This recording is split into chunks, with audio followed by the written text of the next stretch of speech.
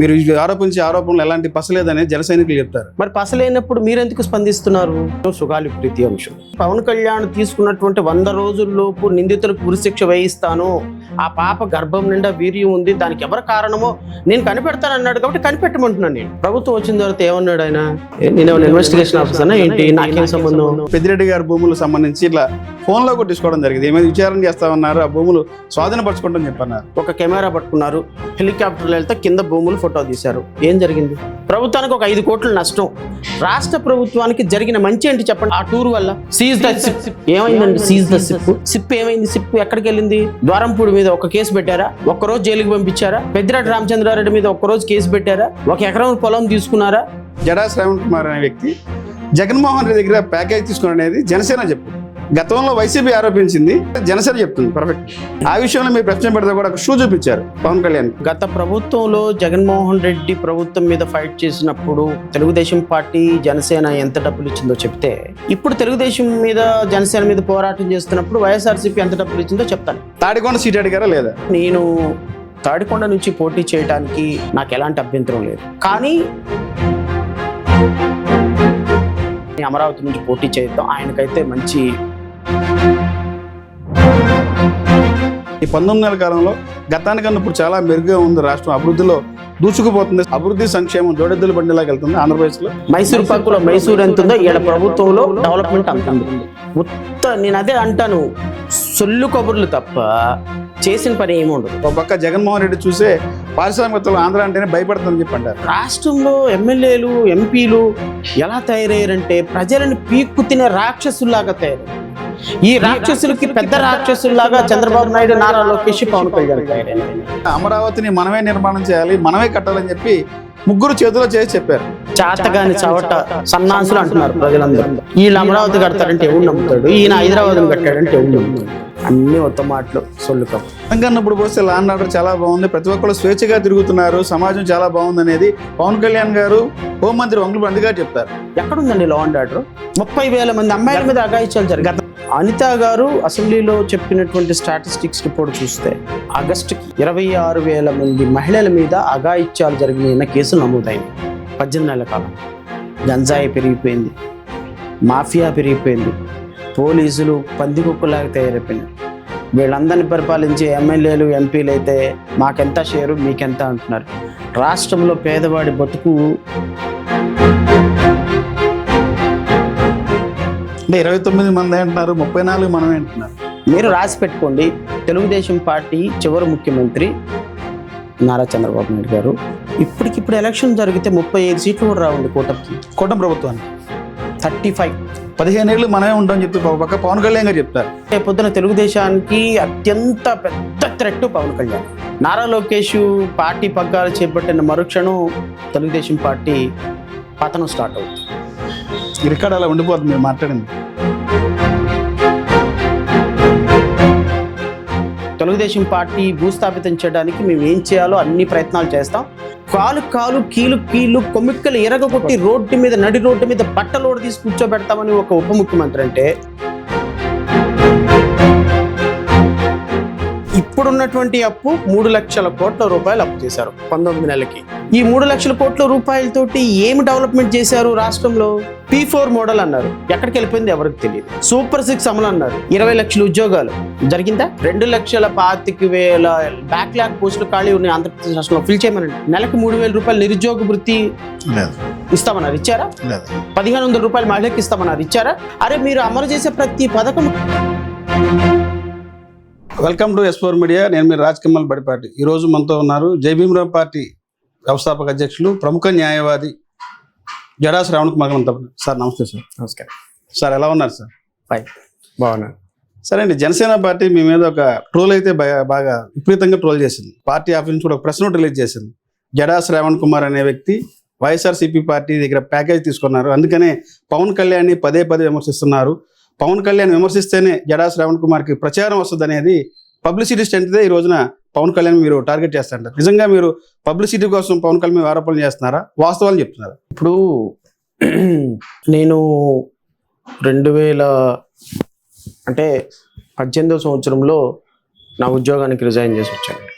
నేను రిజైన్ చేసి వచ్చే టైంకి నాకు 38 సంవత్సరాలు. ఒక జడ్జిగా, అది చిన్న స్థాయి జడ్జి అవ్వచ్చు, సుప్రీంకోర్టు జడ్జి అవ్వచ్చు, ఒక జడ్జిగా రిజైన్ చేసి 20 సంవత్సరాల సర్వీసు, 22 ఇయర్స్ సర్వీస్ వదిలేసుకొని బయటకు వచ్చినటువంటి ఒక వ్యక్తి రావటంతోనే ఒక పార్టీ పెట్టి 2018లో చంద్రబాబు నాయుడు, నారా లోకేష్ బోగస్ కంపెనీలు తీసుకొచ్చి 25,000 కోట్ల రూపాయలు దోచుకున్నారు అని హైకోర్టులో ప్రజా ప్రయోజన వ్యాజ్యం వేసి 2019 నుంచి 2024 వరకు వైఎస్ జగన్మోహన్ రెడ్డి ప్రభుత్వం మీద, వైఎస్ఆర్సీపీ ప్రభుత్వం మీద ఇంకా ఏ విధంగా నేను పోరాటం చేశాను, ఏ స్థాయిలో పోరాటం చేశాను, ఎన్ని వందల కేసులు వేశాను, ఎన్ని వందల మీటింగులు పెట్టాను, ప్రజల్ని ఎంత చైతన్యం చేశాను, జగన్మోహన్ రెడ్డి గారి ప్రభుత్వం మీద చేసిన పోరాటం బహుశా తెలుగుదేశం పార్టీ కంటే ఎక్కువగా పోరాటం చేసినటువంటి వ్యక్తి మీరు. మీ పార్టీ, మీరు చాలా ఎక్కువ పోరాటం చేశారు. మా పార్టీ కంటే 40 సంవత్సరాల చరిత్ర ఉన్న పార్టీ కంటే మీ పార్టీ చేసిన పోరాటం అద్భుతం శ్రవణ్ కుమార్ గారు అని స్వయాన ఇప్పటి ముఖ్యమంత్రి చంద్రబాబు నాయుడు గారే కితాబ్ ఇచ్చినటువంటి పరిస్థితి. జడా శ్రవణ్ కుమార్ అయిన నేను ఒక సినిమా స్టార్ గానో లేకపోతే సినిమా యాక్టర్ గానో ఒక పార్టీ పెట్టి పోరాటం చేస్తూ, పోటీ చేస్తూ, ఒక 4-5 పార్టీలతో కలిసి పోటీ చేసిన 2 చోట్ల ఓడిపోయి 2011 నుంచి 2024 వరకు కూడా కనీసం ఎమ్మెల్యే కూడా కాలేని ఒక పవన్ కళ్యాణ్ అనేటువంటి ఒక 10th క్లాస్ చదువుకున్నటువంటి ఒక వ్యక్తి మీద మాట్లాడి పాపులర్ అవుతారు అని అనుకుంటే అంతకంటే పిచ్చి పొరపాటు, అంతకంటే వెకిలితనం ఇంకోటి ఉండదు. పవన్ కళ్యాణ్ అనేటువంటి వ్యక్తిని ప్రశ్నించి జడా శ్రవణ్ కుమార్ అనేటువంటి వ్యక్తి పాపులర్ అవ్వాల్సినంత అవసరం, అగత్యం నాకుందని నేను అనుకుంటాను.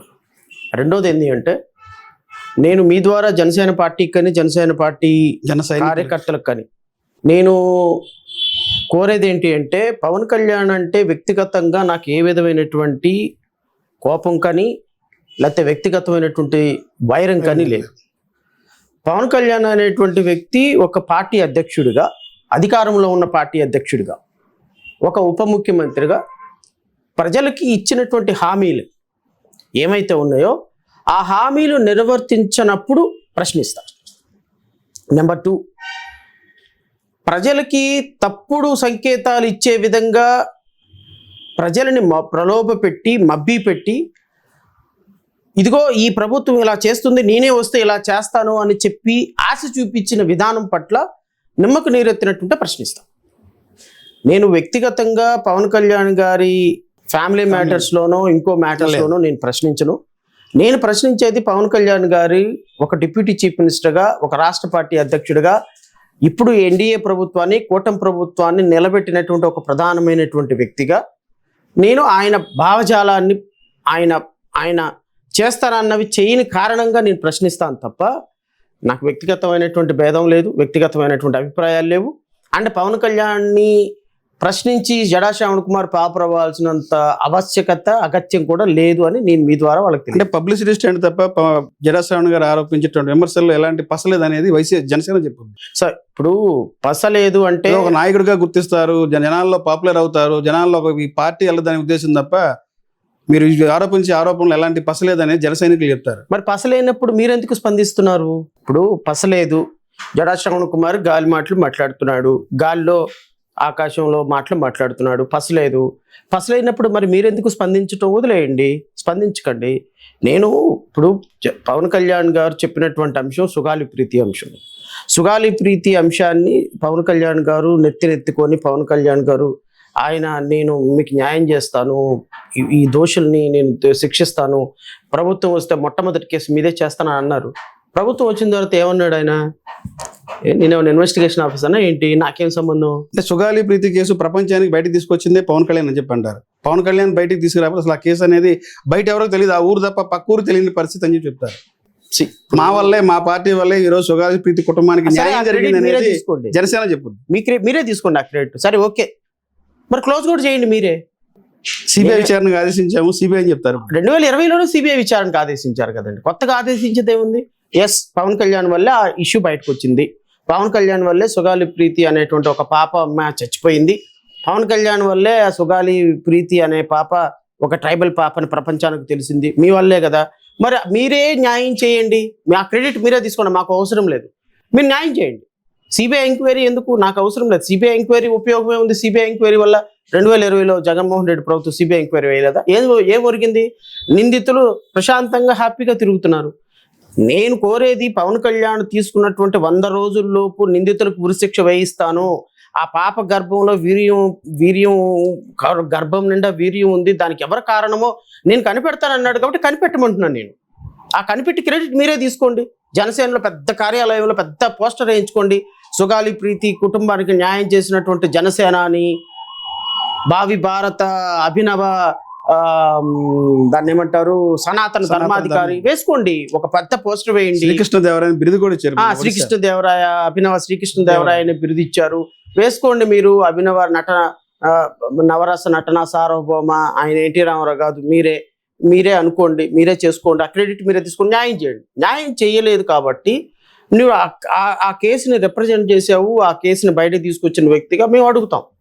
ఉప ముఖ్యమంత్రి హోదాలో ఉన్నావు కాబట్టి అడుగుతాం. లేకపోతే నువ్వు అక్కడ అమ్మాయి ఇక్కడ అబ్బాయి సినిమా హీరో అయితే అడగం కదా. లేకపోతే అక్కడ గుడుంబ శంకర్ సినిమా హీరో అయితే మేము అడగం కదా. లేకపోతే అదేదో ఆయన సిఐ గబ్బర్ సింగ్ అయితే మేము అడగం కదా. అది సినిమా, అది సినిమాలో వ్యవస్థ అయితే సినిమాలో. కానీ మీరు ఇక్కడికి వచ్చిన తర్వాత ఉప ముఖ్యమంత్రిగా ఒక వ్యవస్థని నడిపించేటువంటి మీరు ప్రశ్నించారు కాబట్టి నేను అడుగుతున్నా. అది అడగటం కూడా తప్పు అంటే ఎట్లా? అది ప్రజలు అప్రిషియేట్ చేయరు కదండి. ఇప్పుడు నేను సుగాలి ప్రీతి వాళ్ళ మదర్ దగ్గరికి వెళ్ళి, అమ్మ అయ్యో పాపం నేను ఏదో ఒకటి చేస్తానమ్మా, ధర్నా చేస్తాను, నీ మీదకి నిందితుల మీద కేసేస్తాను అంతవరకు చెప్పగలుగుతాను. నా పరిధి ఎంతండి? ఇంత పరిధి అండి, చిన్న పరిధి. నా చేతిలో కానిస్టేబుల్ ఉండడు, నా చేతిలో ఒక ఎస్ఐ ఉండడు, నేను చెప్తే ఒక డిఎస్పి మాట్లాడు.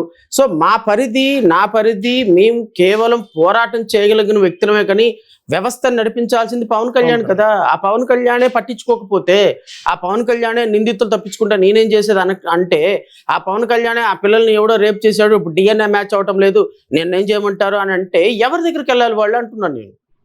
అది అడిగితే కూడా జడా శ్రవణ్ కుమార్ తప్పంటే ఎట్లా అండి? ఇప్పుడు మువ్వల నాగేష్ కేసు ఉంది, గొడవ చేసి మువ్వల నాగేష్ కేసుని రిప్రజెంట్ చేశారు. నిందితుల్ని పట్టుకోవాలనుకున్నారు. నిందితులు ఆ కాలేజీ యాజమాన్యం ముందుకెళ్ళి మీరు, శివశంకరు, బొలిశెట్టి సత్యనారాయణ, అసలు జనసేన పార్టీ కార్యాలయాలు మొత్తం నాదెండ్ల మనోహర్ దగ్గర నుంచి అక్కడే 1 నెల రోజులు ఉన్నారు. ఎస్పీ కార్యాలయాన్ని, కలెక్టర్ కార్యాలయాన్ని అష్టదిగ్బంధనం చేశారు. మువ్వల నాగేష్ మరణానికి కారణం కాలేజీ యాజమాన్యం అన్నారు. మరి దానేటి శ్రీధర్ని ఇమ్మీడియట్ గా మీ పార్టీలో ఎందుకు చేర్చుకున్నారు? కోట్ల రూపాయల డబ్బులు తీసుకొని ఆయన జనసేన పార్టీ టికెట్ ఇద్దామని ఎందుకు ప్రయత్నం చేశారు? ఆధారాలు ఉన్నాయండి, కోట్ల రూపాయలు డబ్బులు తీసుకుని. ఆయన అధికారికంగా పార్టీలో జాయిన్ అయ్యేటప్పుడు ఆయన కోట్ల రూపాయలు పార్టీ ఫండ్ ఇచ్చిన తర్వాత ఆయన పార్టీలో జాయిన్ చేసుకున్నారు. లేకపోతే ఒక నిందితుడుగా, ఒక కాలేజీ నిందితులుగా ఆధారాలు ఉన్నటువంటి పోలీసులు 302 కేసు నమోదు చేసినటువంటి వ్యక్తి కాలేజీ చైర్మన్ ని మీ దాంట్లో ఎందుకు జాయిన్ చేసుకుంటారు? ఆయన 100 కోట్ల రూపాయలు ఉన్నాయనే కదా. ఆయన పారిశ్రామికవేత్త, కాలేజీల యజమాని అనే కదా. మీరు జాయిన్ చేసుకున్నారు, ఆ ఇష్యూని రిప్రజెంట్ చేశారు, ఇష్యూ ద్వారా ఇతన్ని ప్రలోభ పెట్టారు, ఇతని ద్వారా డబ్బులు తీసుకొని ఇతన్ని మీ పార్టీలో జాయిన్ చేసుకుని ఇష్యూ క్లోజ్. ఇప్పుడు ఈ విషయాలన్నీ నేను అడిగితే తప్పవుతుంది. జనసేన పార్టీ కార్యకర్తలకు కానీ వీళ్ళందరికీ బాధ ఏంటి అంటే, మా పవన్ కళ్యాణ్ చెప్పింది వేదం, రాసింది ధర్మం, ఆయన వేసిందే స్టెప్, మాట్లాడిందే మాట, పాడిందే పాట. ఇంకా వేరే ఎవరు ప్రశ్నించకూడదు. ప్రశ్నించడానికి పేటెంట్ హక్కులు ఎవరికి ఉన్నాయి అంటే పవన్ కళ్యాణ్. ప్రశ్నించడానికి పుట్టిన పార్టీ జనసేన పార్టీ అని చెప్తారు. ఆయన అంటాడు, ఇప్పుడు ఆయన ఒక్క పార్టీ ప్రశ్నించడానికి పుట్టింది, ఆయన ఒక్కడే ప్రశ్నించడానికి పుట్టాడు అంటే కాదు కదండి. పవన్ కళ్యాణ్ అనేటువంటి వ్యక్తి చేసిన తప్పుల్ని, మాట్లాడిన తప్పుల్ని, ఏదైతే తప్పుడు మాటలతోటి అధికారంలోకి వచ్చాడో దాన్ని ప్రశ్నిస్తున్నాం కాబట్టి వాళ్ళకి బాధ అనిపిస్తుంది. ఇప్పుడు నేను ఆధారాలు చూపించలేదు, నిరాధారమైన ఆరోపణలు అయితే మీరు రెస్పాండ్ అవ్వాల్సిన అవసరం లేదండి. నేను చేసే ఆరోపణలో నిజం ఉంది కాబట్టి 5 కోట్లు తీసుకుంటున్నమాట రోజుకి వాస్తవం కదా. 150 కోట్ల రూపాయలు నెలకి వస్తున్న మాట వాస్తవం కదా. ఎక్కడ తీసుకుంటాను 5 కోట్లు రోజుకి 5 కోట్లు అనేది? ఆయన ఆయన ఆయన కూటమి ప్రభుత్వాన్ని ప్రశ్నించకుండా ఉండడానికి ఆయన తీసుకుంటున్న డబ్బు 5 కోట్ల రూపాయలు ఎవ్రీడే. అంటే 150 కోట్ల రూపాయలు ప్రతి నెల కూడా పవన్ కళ్యాణ్కి 150 కోట్లు రాష్ట్ర ప్రభుత్వం నుంచి వెళ్ళిపోతాయి ఆయన షేర్ ఆఫ్ ఇది. అసలు దానికి సంబంధించిన ఆధారాలు ఉన్నాయి మీ దగ్గర ఏమన్నా? రోజుకి 5 కోట్లు నెల కింద అమౌంట్ అని వెళ్తుంది చెప్పడానికి ఆధారాలు ఉన్నాయి? ఆధారాలు మీరు ఎప్పుడైనా మాట్లాడేటప్పుడు కూడా ఆధారాలతో మాట్లాడతారు, ప్రెస్ మీట్ పెట్టినప్పుడు కూడా మాట్లాడేస్తుంది ఆధారాలతో మాట్లాడతారు. ట్రూ. కానీ నేను అనేది ఏంటంటే నాకు పవన్ కళ్యాణ్ యొక్క ఆఫీస్ నుంచి ఆయన వ్యక్తిగతమైనటువంటి కార్యదర్శుల నుంచి వచ్చినటువంటి సమాచారం ఇది. ఎవరు ఇచ్చారు సమాచారం? ఇప్పుడు పవన్ కళ్యాణ్ ఆరోపణలు నాకు తెలిసినంత వరకు పవన్ కళ్యాణ్ చేసిన ఆరోపణలు అన్నీ రాస్తే నాకు తెలిసి ఒక మహాభారత గ్రంథం అవుతుంది. 18 పర్వాలు అయితే మీరు అది చదువుకుంటా వస్తే, పవన్ కళ్యాణ్ చేసిన ఆరోపణలు చదువుకుంటా వస్తే 365 రోజులు పడుతుంది మీకు ఆయన చేసినటువంటి ఆరోపణలు. మరి వాటన్నిటికి ఒక ఆధారం ఉందా? చెప్పండి. నేను అడుగుతున్నా పవన్ కళ్యాణ్ జనసేన కార్యకర్తలు, మీరు ఇంతవరకు చేసిన ఆరోపణలన్నిటికి ఆధారాలు ఉన్నాయా? అట్లీస్ట్ మా దగ్గర ప్రాథమికమైన సమాచారం ఉంది, ప్రాథమికమైన ఆధారాలు ఉన్నాయి. మీరు ప్రభుత్వంలో వ్యవస్థలో, ఇప్పుడు ఏ ప్రభుత్వంలో ఉన్నటువంటి పార్టీ అయినా లంచం తీసుకుంటుంది అనేది సహజంగా వచ్చేటువంటి ఆరోపణ. మీరు ప్రభుత్వంలో ఉండి ఉప ముఖ్యమంత్రిగా ఉండి మీరు లంచం తీసుకుంటున్నారు అని అంటే మీకు ఎందుకు అంత ఉలికిపాటు? అంటే 5 కోట్ల రూపాయలు తక్కువ చెప్తున్నానని మీరు ఉలికిపాటు పడుతున్నారా? నాకు అర్థం కావట్లే. పవన్ కళ్యాణ్ SIPB కమిటీ చైర్మన్గా ఈ రాష్ట్రంలో 2024 జూన్ 11 నుంచి ఈ రోజు వరకు 60,000 కోట్ల రూపాయల 60,000 ఎకరాల ప్రభుత్వ భూమిని బోరగస్ కంపెనీలకి, బినామీ కంపెనీలకి, రూపాయికి పనికిరాని కంపెనీలకి 60,000 ఎకరాల ప్రభుత్వ భూమిని దారాదత్తం చేశారు. ఆ దారాదత్తం చేసే కమిటీకి ప్రధాన దొంగ చంద్రబాబు నాయుడు అయితే సెమీ దొంగ పవన్ కళ్యాణ్. వాళ్ళిద్దరూ కూడా కావాలని ఈ రోజు వాళ్ళిద్దరు కమిటీ చైర్మన్లుగా, ఒకళ్ళ కన్వీనర్గా, ఒకళ్ళ మెంబర్గా రాష్ట్రంలో ఉన్న 60,000 ఎకరాల ప్రభుత్వ భూమిని రియల్ ఎస్టేట్ కంపెనీలకి, చేతకాని కంపెనీలకి 1,000 కోట్ల రూపాయల భూములు ఇచ్చారు. దీంట్లో ముడుపులు తీసుకోవట్లేదా మీరు? ఆ మాట అంటే నేను తప్ప?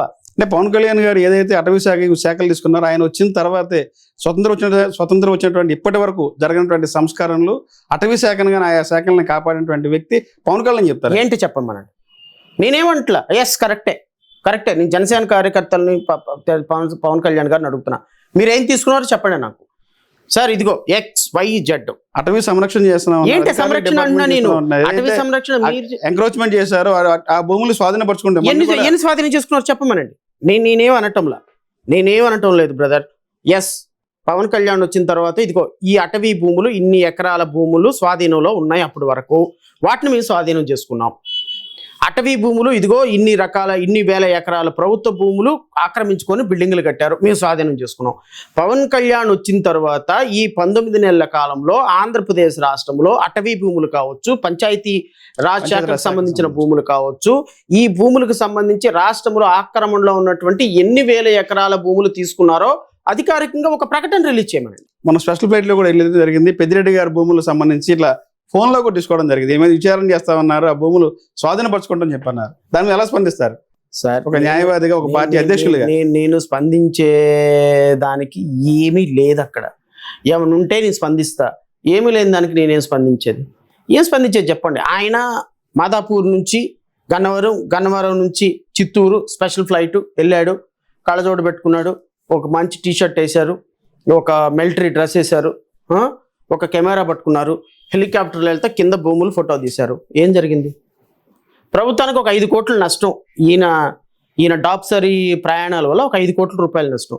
రాష్ట్ర ప్రభుత్వానికి జరిగిన మంచి ఏంటి చెప్పండి ఆ టూర్ వల్ల? అంటే ఎవరైతే భూములు ఆక్రమించారో ఆ భూములు గుర్తించడం జరిగింది చెప్తారు. అరే గుర్తిస్తున్నారు. అసలు గుర్తించడం అంటే నాకు అర్థం కాలేదు. గుర్తించడం అంటే ఏంటి అర్థం? గుర్తించడం అంటే ఏంటి? ఏ భూములు కబ్జాలో ఉన్నాయో అధికారుల దగ్గర పూర్తి ఆధారాలు ఉన్నాయి. మీరు పవన్ కళ్యాణ్ ఆ శాఖ మంత్రి అయిన తర్వాత, పంచాయతీరాజ్ శాఖ, ఫారెస్ట్ శాఖ మంత్రి, పర్యావరణ శాఖ మంత్రి అయిన తర్వాత, ఈ శాఖ అయిన తర్వాత ఎన్ని భూములు వాళ్ళు ఆక్రమణలో ఉన్నటువంటి ఎన్ని వందల ఎకరాల భూములు, ఇదిగో ఈ ఒక్క ఎకరం జడా శ్రవణ్ కుమార్ ఆక్రమించుకున్న ఈ ఎకరం మేము అతని దగ్గర నుంచి తీసుకొచ్చాం. చూపించమనండి. బ్లాక్ అండ్ వైట్ రిలీజ్ చేయమనండి. ప్రభుత్వంలో ఉన్నారు కదా, తప్పేముంది? మీరు కాదు అధికారులు. బాబు, పవన్ కళ్యాణ్ వచ్చిన తర్వాత ఈ రాష్ట్రంలో జరిగినటువంటి మంచి అంటో black and white paper release చేయమనండి. దాన్ని బట్టి మేము చూసుకుంటాము.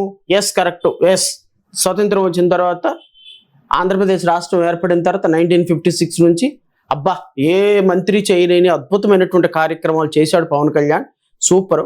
ఇలాంటి పవన్ కళ్యాణ్ లాంటి వ్యక్తి మా రాష్ట్రానికి ఉప ముఖ్యమంత్రి అవటం, మంత్రి అవటం మేము చేసుకున్న ఎన్నో జన్మల పుణ్యం అని మేము కూడా చక్కగా జనసేన పార్టీ కార్యాలయాలకు ఒక కొబ్బరికాయ కొట్టి హారతి ఇచ్చేసి ఒక దండేసి పవన్ కళ్యాణ్ గారికి నమస్కారం పెట్టి వీలైతే ఒక బిందెడ పాలు తీసుకుని వెళ్ళి ఆయన విగ్రహానికి పాలాభిషేకం చేసి వస్తాం చెప్పమనండి. అంతేగాని ఊరికే గాలిలో చేసి మైసూరు పాకులో మైసూరు ఎంత ఉందో వీళ్ళ ప్రభుత్వంలో డెవలప్మెంట్ అంత ఉంది. నేను అదే అంటాను, సొల్లు కబుర్లు తప్ప చేసిన పని ఏమి ఉండదు. సీజ్ ద సిప్ ఏమైందండి? సీజ్ ద సిప్ ఏమైంది? సిప్ ఎక్కడికి వెళ్ళింది? ద్వారంపూడి మీద ఒక కేసు పెట్టారా? ఒక్కరోజు జైలుకి పంపించారా? పెద్దిరెడ్డి రామచంద్రారెడ్డి మీద ఒక్కరోజు కేసు పెట్టారా? 1 ఎకరం పొలం తీసుకున్నారా? వీళ్ళు చేసినటువంటి ఆరోపణలు ఎల్ఎన్టీ ఈ మేధా కన్స్ట్రక్షన్ పోలవరం ప్రాజెక్టులో 1000 కోట్ల రూపాయలు దోచుకుంటున్నారని ఆరోపణలు చేసి పవన్ కళ్యాణ్, చంద్రబాబు నాయుడు మళ్ళీ మీరు అధికారంలోకి రాగానే వాళ్ళకే ఇచ్చారు. మీరు మార్చింది ఏంటి మీరు చెప్పండి. గత ప్రభుత్వం మీద మీరు చేసినటువంటి ఎలిగేషన్స్. ఆదాని, ఈ రాష్ట్రంలో ఆదాని అనేటువంటి వ్యక్తి జగన్మోహన్ రెడ్డితో కొమ్మక్కై 1000 కోట్ల రూపాయలు దోచుకున్నాడని మరి ఆదాని కంపెనీకి మీరు అన్ని ప్రాజెక్టులు ఇస్తున్నారు. స్టీల్ ప్లాంట్కి నా రక్తం దారబోస్తానని అమ్మేస్తే నేనేం చేసేది? సెంట్రల్ గవర్నమెంట్ అంటారు. అంటే మాకు ఒక సీట్ ఇస్తే ఏదైనా మాట్లాడే అవకాశం ఉంటుంది. మాకేం సీట్లు తిన్నారు గతంలో అధికారం రాకముందు. సార్ మీరు నేను జనసేన మర్చిపోయినా గూగుల్ మర్చిపోదు, యూట్యూబ్ మర్చిపోదు. మీ జాతకం అంతా యూట్యూబ్లో ఉంది. ఎవరైనా పవన్ కళ్యాణ్ ఈరోజు మాట్లాడింది ఏందాను ఒక గంట ముందుకెళ్ళి చూస్తే గంట ముందు ఉన్నదో వస్తుంది. జడా శ్రావణ్ కుమార్ మాట్లాడింది వస్తుంది. నేను ఛాలెంజ్ చేస్తున్నా జన సైనికులకి, నేను ప్రశ్నించినట్టుగా గత ప్రభుత్వాన్ని, నేను పోరాటం చేసినంతగా గత ప్రభుత్వం మీద పోరాటం చేసిన ఇంకో నాయకుడిని చూపించండి, పోరాటం చేసిన ఇంకో వ్యక్తిని చూపించండి. నేను వేసినన్ని కేసులు, నేను పెట్టినన్ని రౌండ్ టేబుల్ సమావేశాలు, నేను పెట్టినన్ని మీటింగులు, ఒక చిన్న పార్టీగా, అప్పుడే ఎదుగుతున్న పార్టీగా నాకున్న స్థాయిలో నాకున్న ఆర్థిక సంపదతో రూపాయి సంపాదించుకుంటూ ప్రజల కోసం, ప్రజల దగ్గర నుంచి డబ్బులు నా సొంతగా సంపాదించి నా సొంత డబ్బులు ఖర్చు పెట్టి ఈ రాష్ట్రానికి నేను ఒక ప్రభుత్వం మీద పోరాటం చేశాను. పెద్ద ఫైట్ జరిగింది అప్పుడు. మరి నేను పోరాటం చేసేటప్పుడు తెలుగుదేశం పార్టీ ఎంత డబ్బులు ఇచ్చిందో చెప్పమనండి నాకు. ఇప్పుడు నేను తెలుగుదేశం వైఎస్ఆర్సీపీ నుంచి ఎంత డబ్బులు, దానికి సంబంధించి కూడా కొంత ఆరోపణలు అవుతుంది. ఇది అయితే మా వ్యక్తిగతం అయితే కాదండి. గత 5 ఏళ్ల కాలంలో అమరావతి ఉద్యమంలో ప్రధాన భూమి పోషించారు మీరు. రైతుల పక్షాన పోషించారు. దాదాపు వైఎస్ఆర్ కాంగ్రెస్ పార్టీ ప్రభుత్వాన్ని ఒక ఫుట్బాల్ ఆడారు లీగల్ పరంగా. హైకోర్టులో ఈయన కేసు అంటూ లేదు. ఎక్కువగా కేసులు ఏంటంటే ఎవరైనా జడా శ్రావణ్ కుమార్ గారు. అదే టైంలో వైఎస్ఆర్సీపీ మీ మీద కొన్ని ఆరోపణలు చేసింది. టీడీపీకి ప్యాకేజీ కమ్ముడు పేరు జడా శ్రావణ్ కుమార్ అని చెప్పి అన్నారు. ప్రతిరోజు కూడా కొన్ని మీడియా ఛానల్లో ప్రతిరోజు డిబేట్లో మీరే కనపడేవాళ్ళు. ఆ రోజున మిమ్మల్ని ప్రతిరోజు టీవీ ఛానల్లో డిబేట్లో మాట్లాడిన ఛానల్స్ ఈ రోజున ఏమైపోయింది? 1, 2 గతంలో మీరు టీడీపీ పార్టీ దగ్గర ప్యాకేజ్ తీసుకున్నారు అనేది వైసీపీ ఆరోపించింది. ఇప్పుడు ఈ రోజున కూటమి అధికారంకి వచ్చిన తర్వాత జడా శ్రావణ్ కుమార్ అనే వ్యక్తి జగన్మోహన్ రెడ్డి దగ్గర ప్యాకేజ్ తీసుకున్నారు అనేది జనసేన చెప్పుద్ది. గతంలో వైసీపీ ఆరోపించింది, ఇప్పుడు కూటమి చెప్తుంది. కూటమి అంటే జనసేన చెప్తుంది పర్ఫెక్ట్గా. ప్యాకేజీ తీసుకున్నాడు, ప్యాకేజీ స్టార్ అంటారు. ఏం చెప్తారు మీరు? ఇప్పుడు ఆ విషయంలో మీరు ప్రశ్న పెడితే కూడా ఒక షూ చూపించారు పవన్ కళ్యాణ్. నేను అదే అంటున్నా. ఇప్పుడు గత ప్రభుత్వంలో జగన్మోహన్ రెడ్డి ప్రభుత్వం మీద ఫైట్ చేసినప్పుడు తెలుగుదేశం పార్టీ, జనసేన ఎంత డబ్బులు ఇచ్చిందో చెప్తే, ఇప్పుడు తెలుగుదేశం మీద, జనసేన మీద పోరాటం చేస్తున్నప్పుడు వైఎస్ఆర్సీపీ ఎంత డబ్బులు ఇచ్చిందో చెప్తాను. గత 5 ఏళ్లలో వైసీపీ ఎంత సంపాదించుంటారు? అదే నేను అంటుంది. ఇప్పుడు రాష్ట్ర ప్రజలకి కూడా అర్థం కావాల్సిన విషయం ఏంటి అంటే, ఒక ప్రభుత్వం మీద పోరాటం చేయడానికి ఇంకొక ప్రతిపక్షం దగ్గర డబ్బులు తీసుకుంటే, రేపు ఆ ప్రభుత్వం అధికారంలోకి వచ్చిన తర్వాత ఆ ప్రభుత్వాన్ని ప్రశ్నించగలిగిన నైతికత నీ దగ్గర ఉండదు. అవును. నేను తెలుగుదేశం పార్టీ దగ్గర ఒక కప్పు కాఫీ తాగిన గత 5 సంవత్సరాల్లో, ఈరోజు నేను తెలుగుదేశం పార్టీని ప్రశ్నించడానికి నాకు నైతికత ఉండదు. నేను ఎలా ప్రశ్నించగలుగుతా? నేను నిజాయితీగా నా సొంత డబ్బులు ఖర్చు పెట్టి, నేను రూపాయి ప్రొఫెషన్లో వచ్చిన డబ్బుని కష్టపడి తీసుకొచ్చి ఒక దళిత సామాజిక వర్గానికి చెందిన వ్యక్తిగా నేను ఎదగటం ఎవరికి ఇష్టం ఉండదండి. అవును. నేను మళ్ళీ చెప్తున్నా, కుల వివక్ష ఆ మాట నేను అన్నాను. ఓకే, ఆ మాట నేను అన్నాను. ఎందుకంటే ఆ మాట బాటడం కూడా నాకు ఇష్టం ఉండదు. ఎంత డిస్క్రిమినేషన్ ఉన్నప్పటికీ కూడా నేను డిస్క్రిమినేషన్ అని నేను అనను. నా ప్రాణం పోయినా కూడా నా నోట్లో నుంచి ఆ మాట రాదు. చివరి వరకు కూడా నేను నా పోరాటం చేసేది ఎంత వివక్షత ఎదుర్కొన్నప్పటికీ కూడా నేను ఎప్పుడూ కూడా రాజాలాగే ఉండాలి, కింగ్గా ఉండాలనే నేను ఫీల్ అవుతా. మేబీ నా దగ్గర రూపాయి లేకపోవచ్చు, నా వెనక లక్షల మంది సైన్యం లేకపోవచ్చు, లేదంటే నా వెనక ఏమీ పెద్ద అధికారమైనటువంటి పదవులు లేకపోవచ్చు, కానీ నాకున్నది సంకల్పం, నాకున్నది సాధించాలనే తపన, అన్నిటికీ మించి తెలివితేటలు. నా 3 ఆభరణాలు ఇవే. నేను నా స్వయం కృషితో, నా తెలివితేటలతో నేను ఈరోజు హైకోర్టులో ఈ స్థాయికి రాగలిగాను. ఎవరి దగ్గర ఒక దేహి అని అడిగేటువంటి స్థాయిలో లేకుండా నేనే 10 మందిని పోషించగలిగిన స్థాయిలో ఉన్నా. సో దేవుడు నాకు ఇచ్చిన ఈ తెలివితేటలను బట్టి నేను చేయగలిగింది చేస్తాను తప్ప ఇంకొకళ్ళ దగ్గరికి వెళ్ళి దేహి అని అడుక్కునే పరిస్థితిలో నేను ఉండను అనేది నా వ్యక్తిగతమైనటువంటి విషయం. అది నాకు మాత్రమే తెలుసు. అది ప్రపంచానికి నేను ప్రూఫ్లతో చూపించాల్సిన అవసరం లేదు. నెంబర్ 2, నేను ఏ రోజైతే ఒక పార్టీ దగ్గరికి వెళ్ళి సార్ మీరు డబ్బులు ఇవ్వండి నేను ప్రశ్నిస్తాను, జగన్మోహన్ రెడ్డిని ప్రశ్నిస్తానని డబ్బులు తీసుకున్నట్టయితే ఈరోజు నేను తెలుగుదేశం పార్టీని కనీసం నోరెత్తి ఒక్క మాట మాట్లాడే నైతికతను కూడా ఉండేది కదా, కోల్పోతాం. ఇప్పుడు ఈరోజు వైఎస్ఆర్సీపీ ప్రభుత్వం దగ్గర డబ్బులు తీసుకొని తెలుగుదేశాన్ని జనసేన కన్నా ప్రశ్నిస్తే, ఒకవేళ రేపొద్దున వైఎస్ఆర్సీపీ తెలుగుదేశం పోయి వైఎస్ఆర్సీపీ మళ్ళీ అధికారంలోకి వస్తే నేను వైఎస్ఆర్సీపీ దగ్గర ప్రశ్నించగలిగిన స్థాయిలో ఉండను. నా ఆలోచన అంతా ఎప్పుడు కూడా ప్రజల పక్షాన ఉండి ప్రభుత్వాలను ప్రశ్నించడం. డెమోక్రసీలో ఇప్పుడు కానిస్టేబుల్ కూడా జగన్మోహన్ రెడ్డిని చూసి లేగవడు. ఏదో మాజీ ముఖ్యమంత్రి అయ్యా వస్తున్నాడు సెల్యూట్ కొట్టవా అంటే, ఆయన కొట్టేది ఏంటండి సెల్యూట్, మాజీ ముఖ్యమంత్రి అధికారం లేదు అంటాడు. కుప్పం వెళ్తే చంద్రబాబు నాయుడు ఒక ఎస్ఐ ఆఫ్ చేశాడు, నువ్వు కుప్పంలోకి రావడానికి వీల్లేదని. మరి నేను 14 ఏళ్ళు ముఖ్యమంత్రిని చేశానయ్యా, నువ్వు నన్ను నా కాన్స్టిట్యున్సీలోకి ఎమ్మెల్యేగా నన్ను రానినంటావు ఏంటని చంద్రబాబు నాయుడు అనే స్థాయి కూడా లేదు. ఎందుకు అంటే అధికారం లేకపోతే ఒక కానిస్టేబుల్, ఒక ఎస్ఐ కూడా ఒక ముఖ్యమంత్రిని, మాజీ ముఖ్యమంత్రిని కూడా లెక్క చేయడు.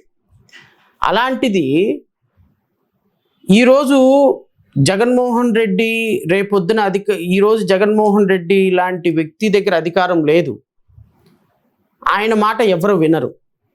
ఒక ఎస్ఐ కూడా 14 సంవత్సరాలు ముఖ్యమంత్రి చేసిన వ్యక్తిని తన కాన్స్టిట్యున్సీలోకి అడుగు పెట్టని ఈయన ముఖ్యమంత్రి, మాజీ ముఖ్యమంత్రి ఈరోజు ముఖ్యమంత్రి అయ్యాడు. అంటే అర్థం ఏంటి అంటే ప్రజాస్వామ్యంలో ప్రతిపక్షం బలహీనమైనది, పాలకపక్షం బలమైనది.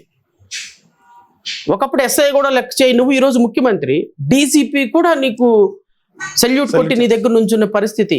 సో ప్రజలు అనే వాళ్ళకి ప్రాథమిక హక్కులు కల్పించే విషయంలో ప్రభుత్వాలు తమ నిరంకుశ వైఖరిని ప్రజల మీద చూపిస్తూ అప్రజాస్వామిక నిర్ణయాలు తీసుకునేటువంటి వ్యవస్థని ప్రజల తరపు నుండి ప్రశ్నించాలి.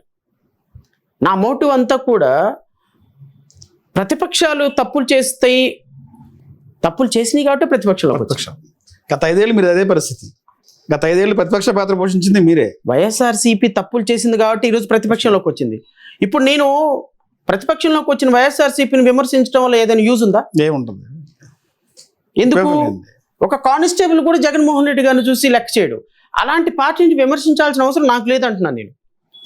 ప్రజలకు కూడా అర్థం చేసుకోవాల్సింది ఏంటంటే, ఎందుకు జడా శ్రావణ్ కుమార్ గత 5 సంవత్సరాల్లో తెలుగుదేశాన్ని విమర్శించలేదు? ఎందుకు విమర్శించాలి? తెలుగుదేశం ప్రతిపక్షంలో ఉంది. తెలుగుదేశం మాట కానిస్టేబుల్ కూడా వినడు, నారా లోకేష్ మాట కానిస్టేబుల్ హోంగార్డ్ కూడా వినడు. అలాంటి వ్యక్తులందరినీ కలుపుకొని పాలకపక్షంగా అప్రజాస్వామిక నిర్ణయాలు తీసుకున్న జగన్ మీద ఫైట్ చేయాలి. అది డెమోక్రసీ. ఇప్పుడు జగన్మోహన్ రెడ్డి ఇట్లా వచ్చేసాడు, వీళ్ళు ఇటు వెళ్ళారు. ఇప్పుడు అప్రజాస్వామిక నిర్ణయాలు తీసుకునే అధికారం ఎవరి దగ్గర ఉంది? అధికారంలో ఉంది. ఇప్పుడు మనం వైఎస్ఆర్సీపీని తిడితే దానివల్ల ఏదైనా యూజ్ ఉందా? యూజ్లెస్. సో ఇప్పుడు ప్రతిపక్షంలో అన్నింటినీ కలుపుకొని పాలక పక్షం మీద ఫైట్ చేయాలి. This is democracy. I believe on democracy. అందుకోసమనే నేను గత 5 సంవత్సరాల్లో తెలుగుదేశాన్ని తిట్టలేదు, ఇప్పుడు వైఎస్ఆర్సీపీని కూడా తిట్టాను. ఎందుకు తిట్టాను అంటే ప్రతిపక్షంలో ఉన్నటువంటి పార్టీలను తిట్టవలసిన అవసరం లేదు. ప్రతిపక్షంలో ఉన్న పార్టీలన్నింటినీ కలుపుకొని పాలకపక్షం మీద ఫైట్ చేయటం డెమోక్రసీ, రాజ్యాంగం. అది నేను డెమోక్రసీని నమ్ముతా. కాబట్టి ఒకవేళ నేను తెలుగుదేశంతో కలిసి పనిచేయాలి అని అనుకుంటే, తెలుగుదేశం పార్టీ రేపొద్దున అపోజిషన్లోకి వచ్చినప్పుడు నేను మళ్ళీ తెలుగుదేశం పార్టీతో కలిసి ప్రజాస్వామ్యంలో పాలకపక్షం మీద ఫైట్ చేస్తా. My side is always people side అండి. ప్రజల వైపు ఉంటా. ప్రజల అధికారం ఇస్తే తీసుకుంటా. ప్రజల అధికారం ఇస్తే తీసుకుంటా. అంతే తప్ప నేను ఏదో ఒక పాలకపక్షంతో పోరాటం చేసి మా పాలకపక్షం మీద సపోర్ట్ చేసుకొని బాంచంద్ ద్వారా మీ కాళ్ళు మొక్కుతా, నాకేదో ఒక పదవి ఇవ్వండి ఎప్పటికీ తీసుకోను. ఎందుకంటే డాక్టర్ బిఆర్ అంబేద్కర్ ఐడియాలజీ తోటి పార్టీ స్థాపించాను. నా పార్టీ పేరే అంబేద్కర్ పార్టీ, భీమ్రావ్ అంబేద్కర్. నా పార్టీ పేరు అంబేద్కర్ పార్టీ అండి. నేను ఇంకొక పార్టీకి అమ్ముడు పోయి ఆ పార్టీలో చేరిపోతే, నేనే తెలుగుదేశంలో జాయిన్ అయితే నేను ఈ రోజు ఏ స్టేజ్లో ఉండేవాడినో ప్రపంచానికి తెలుసు. నేనేం చెప్పనవసరం లేదు ప్రత్యేకంగా.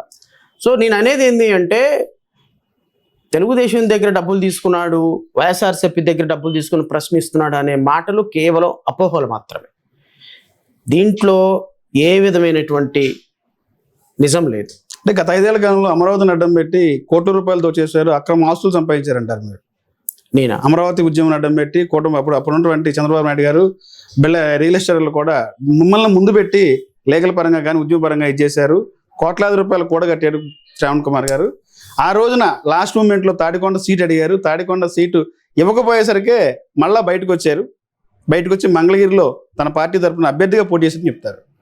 సార్ ఒక మాట చెప్తాను. నిజంగా అమరావతిని అడ్డం పెట్టి కుటుంబ ప్రభుత్వం ఏదైతే టీడీపీ ద్వారా అవన్నీ ఎంత తీసుకున్నారు, ఏం సంపాదించారు? అవన్నీ ఉట్టి మాట్లాడండి. తాడికొండ సీట్ అడిగారా లేదా? మీకు ఒక తాడికొండ కాదు తిరువురు ఇస్తామన్నారు, తిరువురు కాదంటేనే. నేను ఒక మాట చెప్తానండి.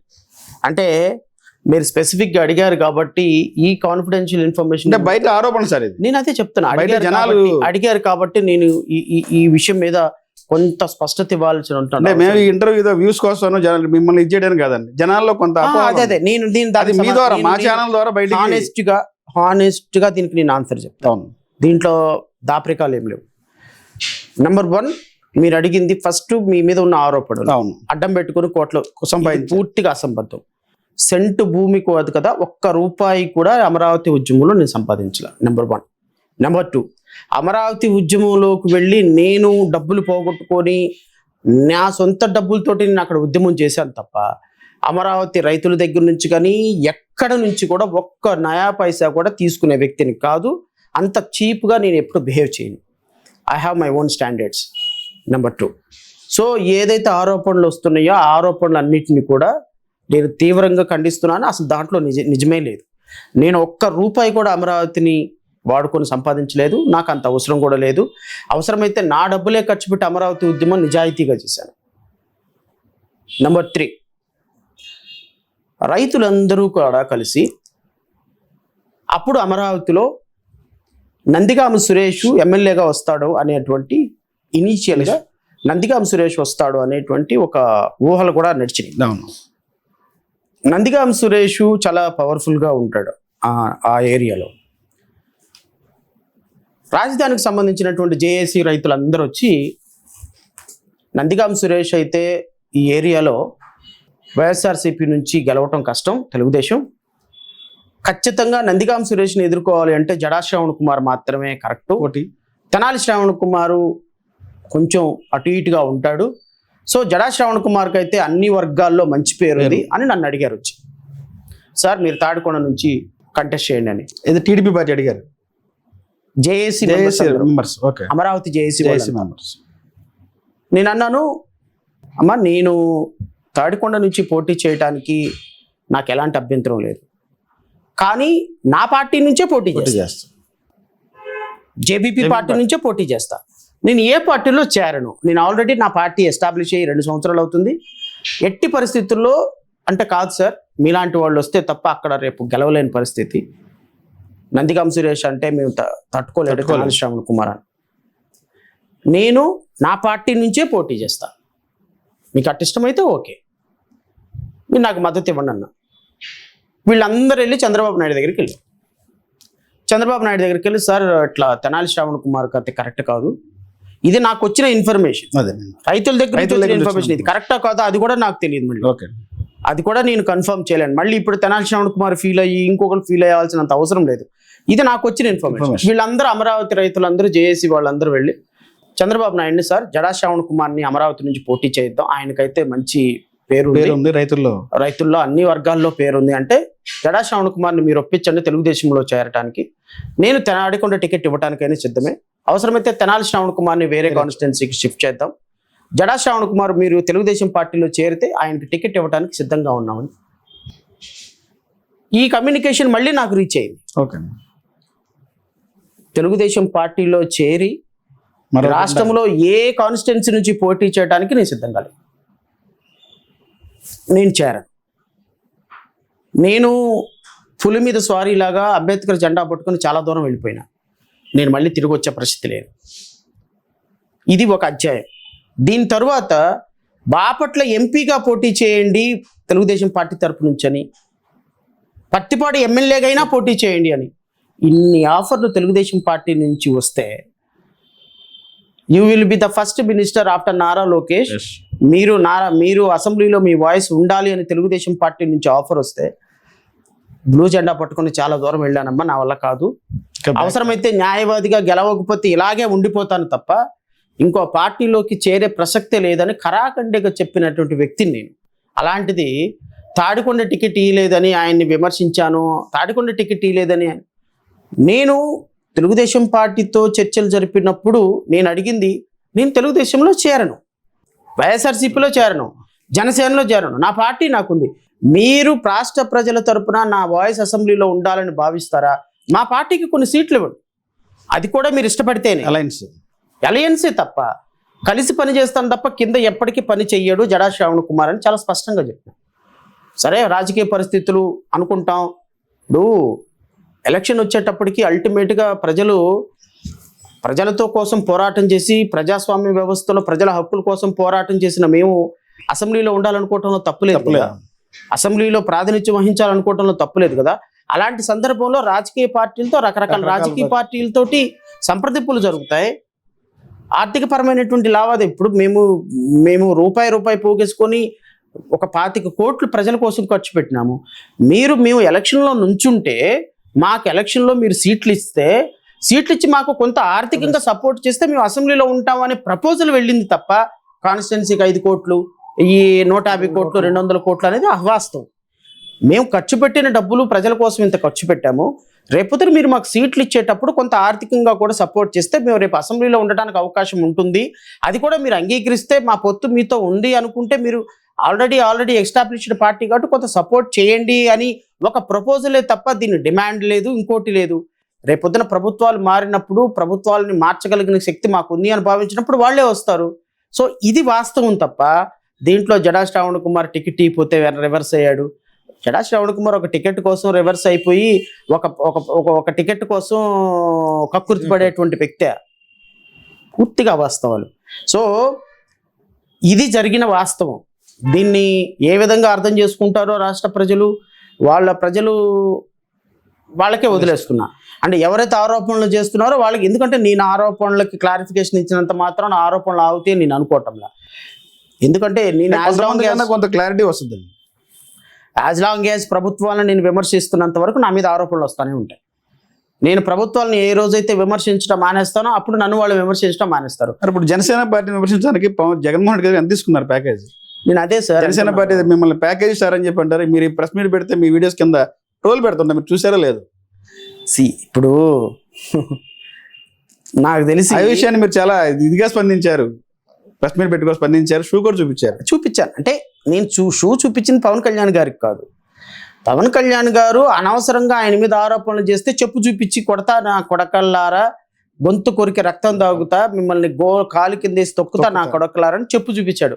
నేను అన్నాను, మీరు ఆ విధంగా చెప్పు చూపించారు, కొడతానని అన్నారు, నేను ఇలా షూ చూపిస్తే మీకు ఎలా ఉంటుంది అని ఒక మాట ఉదాహరణకు చెప్పాను తప్ప నేను కొడతాను తిడతానని కాదు. మీరు నా మీద ఆరోపణలు చేశారు, మీకు దగ్గర ఆధారం లేదు, నేను వైసీపీ దగ్గర డబ్బులు తీసుకున్న ఆధారం చూపించండి, చూపిస్తే మీరు మాట్లాడండి. ఆధారం లేకుండా ఆరోపణలు చేసినప్పుడు మరి నేను షూ చూపించడంలో తప్పులేదు కదా. సో ఇవన్నీ వాళ్ళకి నొప్పి తగిలినప్పుడు ఎదుటి వ్యక్తి మీద బురద జల్లే కార్యక్రమం చేస్తారు. వాటన్నిటిని కూడా మనం పట్టించుకుంటే రాజకీయాలు చేయలేం. బట్ ఎనీవే నాకుండే ఐడియాలజీ నాకుంది, నాకుండే బలం నాకుంది. ప్రజలు ఖచ్చితంగా రాబోయే కాలంలో మా పార్టీని విశ్వసిస్తారనే నమ్మకం నాకుంది. మేము ప్రజల్లో ప్రజా సమస్యల పట్ల చాలా తీవ్రంగా స్పందిస్తున్నాం, ప్రతిపక్ష పాత్ర పోషిస్తున్నాం. ఖచ్చితంగా రాబోయే కాలంలో మా పార్టీకి మాకు అధికారం అయినా వస్తుంది, అధికారంలో భాగస్వామ్యం అయినా వస్తుందని అయితే నేను భావిస్తాను. సార్, ఒక పార్టీ అధ్యక్షుడు చెప్పండి, ఇప్పుడు ఈ కూటమి ప్రభుత్వ అధికారం గురించి దాదాపు 19 నెలల కాలం అవుతుంది. ఈ 19 నెలల కాలంలో గతానికన్నా ఇప్పుడు చాలా మెరుగ్గా ఉంది, రాష్ట్రం అభివృద్ధిలో దూసుకుపోతుంది, సంక్షేమం అభివృద్ధి జోడెద్దుల బండిలాగా వెళ్తుంది అనేది పదే పదే చెప్తారు చంద్రబాబు నాయుడు గారు, పవన్ కళ్యాణ్ గారు, లోకేష్ గారు. ఒక పార్టీ అధ్యక్షులు మీకు ఏమన్నా మార్పు ఏం కనబడుతుందా? అభివృద్ధి సంక్షేమం జోడెద్దుల బండిలాగా వెళ్తుంది ఆంధ్రప్రదేశ్లో? అంటే నేను అనేది ఏంటి అంటే అభివృద్ధి అనేది ఎప్పుడు కూడా హైపోథెటికల్ కాదండి. ఇప్పుడు ఫర్ ఎగ్జాంపుల్ ఏదైనా మనం సంపద పెరిగింది అని అన్నాం అనుకోండి, సంపద పెరిగింది అని చెప్పడానికి కొలమానం ఏంటి? సంపద పెరిగింది, రాష్ట్ర అభివృద్ధి జరిగింది, కొలమానం ఏంటి? కొలమానం ఏంటి అంటే నేను మీకు చూపిస్తా.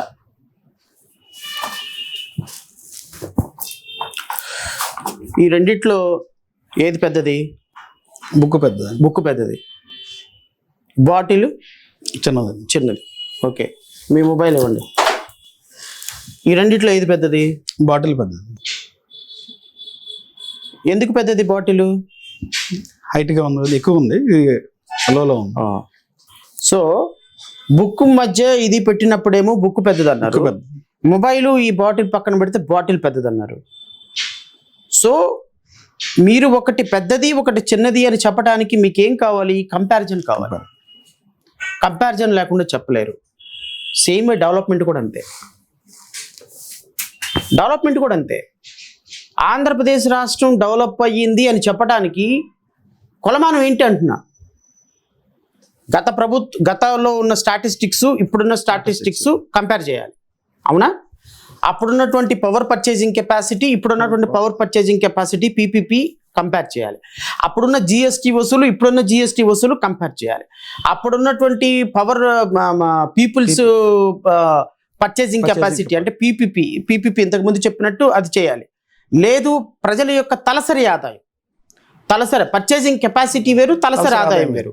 సో తలసరి ఆదాయం అనేది కంపారిజన్ చేయాలి. గత ప్రభుత్వానికో లేకపోతే ఇప్పుడు ప్రభుత్వానికో లేకపోతే గత సంవత్సరానికో ఇప్పుడు సంవత్సరానికో కంపారిజన్ ఈజ్ వెరీ ఇంపార్టెంట్. ఇప్పుడు జిఎస్టీ గత సంవత్సరంలో ఇంత వసూలైంది, ఇప్పుడు ఎంత వసూలైంది. జిఎస్టీ వసూలు ఎక్కువైంది అంటే కారణం ఏంటి? ప్రజల కొనుగోలు శక్తి పెరిగింది. ప్రజల కొనుగోలు శక్తి పెరిగింది అంటే అర్థం ఏంటి? ప్రజలకు ఇన్కమ్ పెరిగింది. ప్రజలకు ఇన్కమ్ పెరిగింది అంటే అర్థం ఏంటి? డెవలప్మెంట్ పెరిగింది. డెవలప్మెంట్ పెరగటం వల్ల ఇన్కమ్ వస్తుంది. ఇన్కమ్ వల్ల పర్చేజ్. ఇప్పుడు మీరు ఎప్పుడు కారు కొంటారు? మీ దగ్గర డబ్బులు ఉంటే కారు కొంటారు. మీ దగ్గర డబ్బులు ఎలా వస్తాయి? నాలాంటి వాళ్ళని 100 మందిని ఇంటర్వ్యూలు చేస్తే వస్తాయి. నాలాంటి వాళ్ళు 100 మంది ఇంటర్వ్యూ చేయాలంటే, మాలాంటి వాళ్ళు 100 మంది ఇంటర్వ్యూ చేయాలంటే దానికి ఒక పరిస్థితి, ఇంటర్వ్యూ చేసినందుకు డబ్బులు ఇవ్వాలి. ఇలా మీ యొక్క కొనుగోలు శక్తి, ఇలా మీ యొక్క ఇన్కమ్ పెరిగితే మీరు కొంటారు. కొన్నప్పుడు ప్రభుత్వానికి ట్యాక్స్ కడతారు. ప్రభుత్వానికి ట్యాక్స్ కడితే జిఎస్టీ వస్తుంది. ఇలా ప్రజల యొక్క ప్రతి ఒక్క డెవలప్మెంట్ యాక్టివిటీ కూడా స్టాటిస్టిక్స్ రూపంలో ఉంటుందండి. గత ప్రభుత్వంలో చేసినటువంటి అప్పు 19 నెలల కాలంలో ఎంత, ఈ సంవత్సరంలో చేసిన 19 నెలల కాలంలో అప్పు ఎంత? ఇప్పటికి 3 లక్షల కోట్లు అప్పు చేశారు ఆంధ్రప్రదేశ్ రాష్ట్రంలో 19 నెలల కాలంలో. ఈ 19 నెలల కాలంలోనే అప్పటి వరకు ఉన్నటువంటి అప్పు, ఆ అప్పు వేరు. 2024 జూన్ 11 ముందు అప్పు వేరు. ఇప్పుడున్నటువంటి అప్పు 3 లక్షల కోట్ల రూపాయలు అప్పు చేశారు 19 నెలలకి. మళ్ళీ రాబోయే 3 సంవత్సరాలకి ఎంత చేస్తారో నాకు తెలియదు. ఈ 3 లక్షల కోట్ల రూపాయలతోటి ఏమి డెవలప్మెంట్ చేశారు రాష్ట్రంలో? P4 మోడల్ అన్నారు, ఎక్కడికి వెళ్ళిపోయింది ఎవరికి తెలియదు. ఓకేనా? సూపర్ 6 అమలు అన్నారు, 20 లక్షల ఉద్యోగాలు జరిగిందా? 20 లక్షల ఉద్యోగాల కల్పన జరిగిందా? 20 లక్షల ఉద్యోగాలు కల్పించామని లోకేష్ గారు చెప్తారు. యువతకు ఉద్యోగాలు కల్పించామని. ఎక్కడ జరిగింది అంటున్నాను నేను. జరిగింది అనేది వాస్తవం అయితే రిపోర్ట్ చేయండి. పలానా సుబ్బారావుకి ఇచ్చాం, వెంకటరావుకి ఇచ్చాం, శ్రవణ్ కుమార్కి ఇచ్చాం, రంగారావుకి ఇచ్చామని చెప్పండి. ఇదిగో ఈ కంపెనీ ఇన్ని ఉద్యోగాలు ఇచ్చింది, ఈ కంపెనీ ఇన్ని ఉద్యోగాలు ఇచ్చింది, ఈ కంపెనీ ఇన్ని ఉద్యోగాలు వచ్చింది, ఇదిగో డిఎస్సి ఇన్ని ఉద్యోగాలు ఇచ్చాం, కానిస్టేబుల్ ఇన్ని ఉద్యోగాలు ఇచ్చాం. మీరు స్టాటిస్టిక్ రిపోర్ట్ చేయండి 20 లక్షల ఉద్యోగాలకి. అంటే మొన్న కానిస్టేబుల్ నియామక పత్రాల్లో అది ఎప్పుడో 2021లో 2022 దానికి సంబంధించిన మాట్లాడేటప్పుడు జాబ్ అంటే గుర్తొచ్చేది బాబు అన్నారు చంద్రబాబు గారు. That's what I'm saying. యువతకు ఉద్యోగాలు ఇవ్వాలంటే గుర్తొచ్చేది 2,25,000 బ్యాక్లాగ్ పోస్టులు ఖాళీ ఉన్నాయి ఆంధ్రప్రదేశ్ రాష్ట్రంలో. ఫిల్ చేయమనండి సార్. ఇప్పుడు రాష్ట్రంలో నెలకు 3,000 రూపాయలు నిరుద్యోగ వృత్తి లేదు ఇస్తామన్నారు, ఇచ్చారా? లేదు. 1,500 రూపాయలు మహిళకి ఇస్తామన్నారు, ఇచ్చారా? ఇంకెక్కడ ఉంది సూపర్ 6? సూపర్ 6 లో 90% అమలు చేస్తామని చెప్పి చంద్రబాబు గారు చెప్తారు. అదే 90% ఏంటంటే నేను చెప్తాను. 15,000 రూపాయలు పిల్లలకు అన్నారు, 13,000 రూపాయలే ఇచ్చారు. రైతులకు 20,000 రూపాయలు అన్నారు, 7,000 రూపాయలే ఇస్తున్నారు. అండ్ సూపర్ 6 లో గ్యాస్ సిలిండర్లు అన్నారు, ఒక్కళ్ళకు కూడా 2 సిలిండర్లు 1 సిలిండర్లో ఇచ్చారు. గత 19 నెలల కాలం 1 సిలిండర్ ఇచ్చారు, ఇంతవరకు సిలిండర్లు ఇవ్వలేదు. మహిళలకు 15,000 రూపాయలు ప్రతి నెల 1,500 రూపాయలు అన్నారు, ఇంతవరకు ఆ పథకం అమలు పరచలా. నెలకు 3,000 రూపాయలు నిరుద్యోగ వృత్తి అన్నారు, ఎవరికి? యువతకి. ఎవరైతే నిరుద్యోగం ఉన్నారో వాళ్ళకి ఇవ్వలేదు. అండ్ 20 లక్షల ఉద్యోగాలు కల్పన్నారు, అది లేదు. ఇంకెక్కడుందండి సూపర్ 6? బస్ ఒకటి, అది కూడా 5 లగ్జరీ సూపర్ కేటగిరీ బస్సులు అన్నింటినీ తీసివేసి హాఫ్గా ఇంప్లిమెంట్ చేశారు. అరే మీరు అమలు చేసే ప్రతి పథకం డిఫెక్ట్ పథకమే కదా. సంపూర్ణంగా ఒక పథకం అమలు చేశారా? 10,000 రూపాయలు వాలంటీర్కి ఇస్తామన్నారు, ఇస్తున్నారా? సో సూపర్ 6 అనేది అట్టర్ ఫ్లాప్ పథకం. పైగా ఇంకో పథకం, కొత్త పథకం పెట్టి సూపర్ 7 అని మీ కేసులను విత్డ్రా చేసుకుంటున్నారు. సో నేను అనేది ఏంటి అంటే ప్రజల యొక్క డెవలప్మెంటు, రాష్ట్ర ప్రభుత్వం యొక్క అభివృద్ధి సూచిక రూపంలో ఉంటుంది. రిలీజ్ గత ప్రభుత్వంలో ఇంత తలసరి ఆదాయం ఉంది, ఈ సంవత్సరం ఇంత ఉంది. గత ప్రభుత్వంలో పారిశ్రామిక అభివృద్ధి ఎంత ఉంది, ఈ సంవత్సరం ఎంత ఉంది. గత ప్రభుత్వంలో FDR డెవలప్మెంట్స్ ఎంత వచ్చింది, ఫారెన్ ఇన్వెస్ట్మెంట్ ఎంత వచ్చింది, ఇప్పుడు ఈ సంవత్సరం ఎంత ఉంది. గత ప్రభుత్వంలో ఇన్ని కంపెనీలు పెట్టాం, ఈ సంవత్సరం ఇన్ని కంపెనీ. గత సంవత్సరంలో GST ఎంత వసూలైంది, ఇప్పుడు GST ఎంత వసూలు అవుతుంది. గత సంవత్సరంలో ద్రవ్యోల్బణం అంటే ఇన్ఫ్లేషన్ అంటారు దాన్ని, ఇన్ఫ్లేషన్ ఎంత ఉంది. ఇన్ఫ్లేషన్ ఎప్పుడు కూడా తక్కువ ఉండాలి. ఇన్ఫ్లేషన్ ఎప్పుడైనా తక్కువ ఉండాలి. రాష్ట్రంలో టమాటా రైతు దగ్గర నుంచి కొనేదేమో రూపాయికి, మార్కెట్లో అమ్మేదేమో 50 రూపాయలకి. అరటిపండు రైతు దగ్గర నుంచి కొనే డజన్ ఒక గెల వచ్చేసరికి 3 రూపాయలు ఉంటుంది, బయటకు వచ్చేసరికి డజన్ 50 రూపాయలు ఉంటుంది. సో ఇన్ఫ్లేషన్ ఏ స్థాయిలో ఉంది? ఒక సామాన్యుడు, ఒక నిరుపేద అద్దె కట్టుకోవడానికి కూడా బాధపడుతూ ఇంకా రోజుకి 3 పూట్ల పుష్టిగా తిన్నాడంటే చాలా గొప్ప. 70% ఫ్యామిలీస్లో, మిడిల్ క్లాస్ ఫ్యామిలీస్లో అర్ధాకలతో పడుకుంటున్నారు. మా ప్రభుత్వంలో అన్ని వర్గాలు సంతృప్తిగా ఉన్నారు, ఆఫ్ ఇన్ఫ్లేషన్ సంతృప్తిగా ఉన్నారు, సంక్షేమంతో ఉన్నారని చెప్పి అంటారు. మీరు 3 పూటలు తినడానికి చాలా ఇబ్బంది పడుతుంది మీరు చెప్తారు. వెళ్ళి గ్రామాల్లో వెళ్ళి చూడమనండి సార్. నేనెందుకు దానికి ఎండార్స్ చేయాలి? ప్రభుత్వం బాగుంది అన్నప్పుడు నేను అంటున్నాను, రిపోర్ట్లు రిలీజ్ చేయండి. మీరు ఆంధ్రజ్యోతి, ఈనాడు పేపర్లు చూస్తే రాష్ట్రంలో పరిస్థితి అర్థమవుతుంది. రాష్ట్రంలో ఏ విధంగా డెవలప్మెంట్ జరుగుతుందో అర్థమవుతుంది. 20 లక్షల కోట్ల రూపాయల పెట్టుబడులు అని చెప్పేసి కనీసం పట్టుమని 10,000 కోట్ల రూపాయల పెట్టుబడులు తీసుకొచ్చే పరిస్థితి లేదు. నేను అన్ని రైట్ ఇన్ఫర్మేషన్ కింద అడిగా, ఇస్తారా లేదో నాకు తెలియదు కానీ. సో రాష్ట్రంలో నాకు తెలిసినంత వరకు అండి అన్ని వర్గాల ప్రజలు ఇబ్బంది పడుతున్నారు. మిడిల్ క్లాస్ ఇబ్బంది పడుతున్నారు, మహిళలు ఇబ్బంది పడుతున్నారు, నిరుద్యోగులు ఇబ్బంది పడుతున్నారు, విద్యార్థులు ఇబ్బంది పడుతున్నారు, ఉపాధ్యాయులు ఇబ్బంది పడుతున్నారు, టీచర్లు పోలీసులు ఇబ్బంది పడుతున్నారు, చిరు ఉద్యోగులు ఇబ్బంది పడుతున్నారు, కాంట్రాక్ట్ ఉద్యోగులు ఇబ్బంది పడుతున్నారు. ఇక్కడికి వెళ్ళి చూడండి, రోజు ధర్నా చౌక్లో వేల మంది ధర్నా చౌక్లో చేయని ఉద్యమం లేదు. డాక్టర్ల దగ్గర నుంచి ఇబ్బంది పడుతున్నారు, మెడికల్ స్టూడెంట్స్ దగ్గర నుంచి ఇబ్బంది పడుతున్నారు, నర్సుల దగ్గర నుంచి ఇబ్బంది పడుతున్నారు, స్టాఫ్ నర్సులు ఇబ్బంది పడుతున్నారు, పారా వాలంటీర్స్ ఇబ్బంది పడుతున్నారు. ఈ రాష్ట్రంలో ఇబ్బంది పడని కేటగిరీ ఆఫ్ ఎంప్లాయిస్మెంట్ ఎవరున్నారు? ఎవ్వరు లేరు. అందరూ అసంతృప్తిగానే ఉన్నారు. 19 నెలల కాలంతో ప్రభుత్వం కుప్పకూలిపోయింది. వీళ్ళకి అర్థమైంది, చాలా క్లియర్గా అర్థమైంది, ప్రభుత్వం ఇక రాదు. అందుకని అందని కాడికి దోచేసుకుంటున్నారు. ప్రభుత్వంలో భూములన్నీ అమ్మేసుకుంటున్నారు. ఎక్కడ వీలైతే అక్కడ ప్రభుత్వ భూములు అమ్మేసుకోవటం, ఎక్కడ దొరికితే అక్కడ సందులో డబ్బులు దోచేసుకోవటం. భూములు కేటాయిస్తేనే కదా అభివృద్ధి చెందేది, యువతకు ఉద్యోగాలు వచ్చేదని లోకేష్ గారు చెప్తారు. కేటాయించండి. ఏదో రూపాయికి భూమి ఇస్తే వచ్చే ఇబ్బంది ఏంటి? మనం రాయితీలు ఇస్తేనే కదా ఎవరైనా వచ్చేది, పారిశ్రామికవేత్తలు రావడానికి మన ఆంధ్రప్రదేశ్కి వస్తారని చెప్పి అంటారు. ఒక పక్క జగన్మోహన్ రెడ్డి చూసే పారిశ్రామికవేత్తలు ఆంధ్ర అంటేనే భయపడతారని చెప్పి అంటారు. మీరు చదువుకున్నారా? ఏం చదువుకున్నారు? డిగ్రీ చేశారు. Very good. మీకు ఒక ప్రాథమికమైనటువంటి సమాచారం అంటే ఒక లా పరంగా ప్రాథమికమైన అవగాహన ఉంది కదా? Okay, fine. నేను మీకు రాష్ట్ర ప్రజలకు అర్థమయ్యే విధంగా చెప్తాను. అంటే మన దాంట్లో మసాలా ఉండాల్సిన అవసరం లేదండి. ఎందుకంటే మనం చెప్పే విషయాలు వాస్తవాలు. ప్రజలు నమ్మగలిగితే చాలు. నాకు 100 మంది చూసినా, 50 మంది చూసినా, 10 మంది చూసినా ఐఎమ్ వెరీ హ్యాపీ. ఎందుకంటే మనకి మసాలాలు అవి అంటే ఆంధ్రప్రదేశ్ ప్రజల్లో కొంత రాజకీయంగా కానీ అభివృద్ధి గందరగోళంగా ఉంది. మీ ద్వారా కొంచెం ప్రజలకి అందుకని క్లారిటీ కోసమే నేనేం చెప్తాను, క్లారిటీ కోసం మిమ్మల్ని అడిగాను. నేను అదే చెప్తున్నా. ఫర్ ఎగ్జాంపుల్ సార్, టీసీఎస్ అనే సంస్థ, కాగ్నిజెంట్ అనే సంస్థ మొన్న ఒక రియల్ ఎస్టేట్ కంపెనీకి, తర్వాత లులు మాల్కి, వీటన్నిటికీ ప్రభుత్వం భూములు కేటాయించింది సార్. ఇప్పుడు నేనేమంటానంటే, for example Cognizant, Lulu mall, టీసీఎస్కి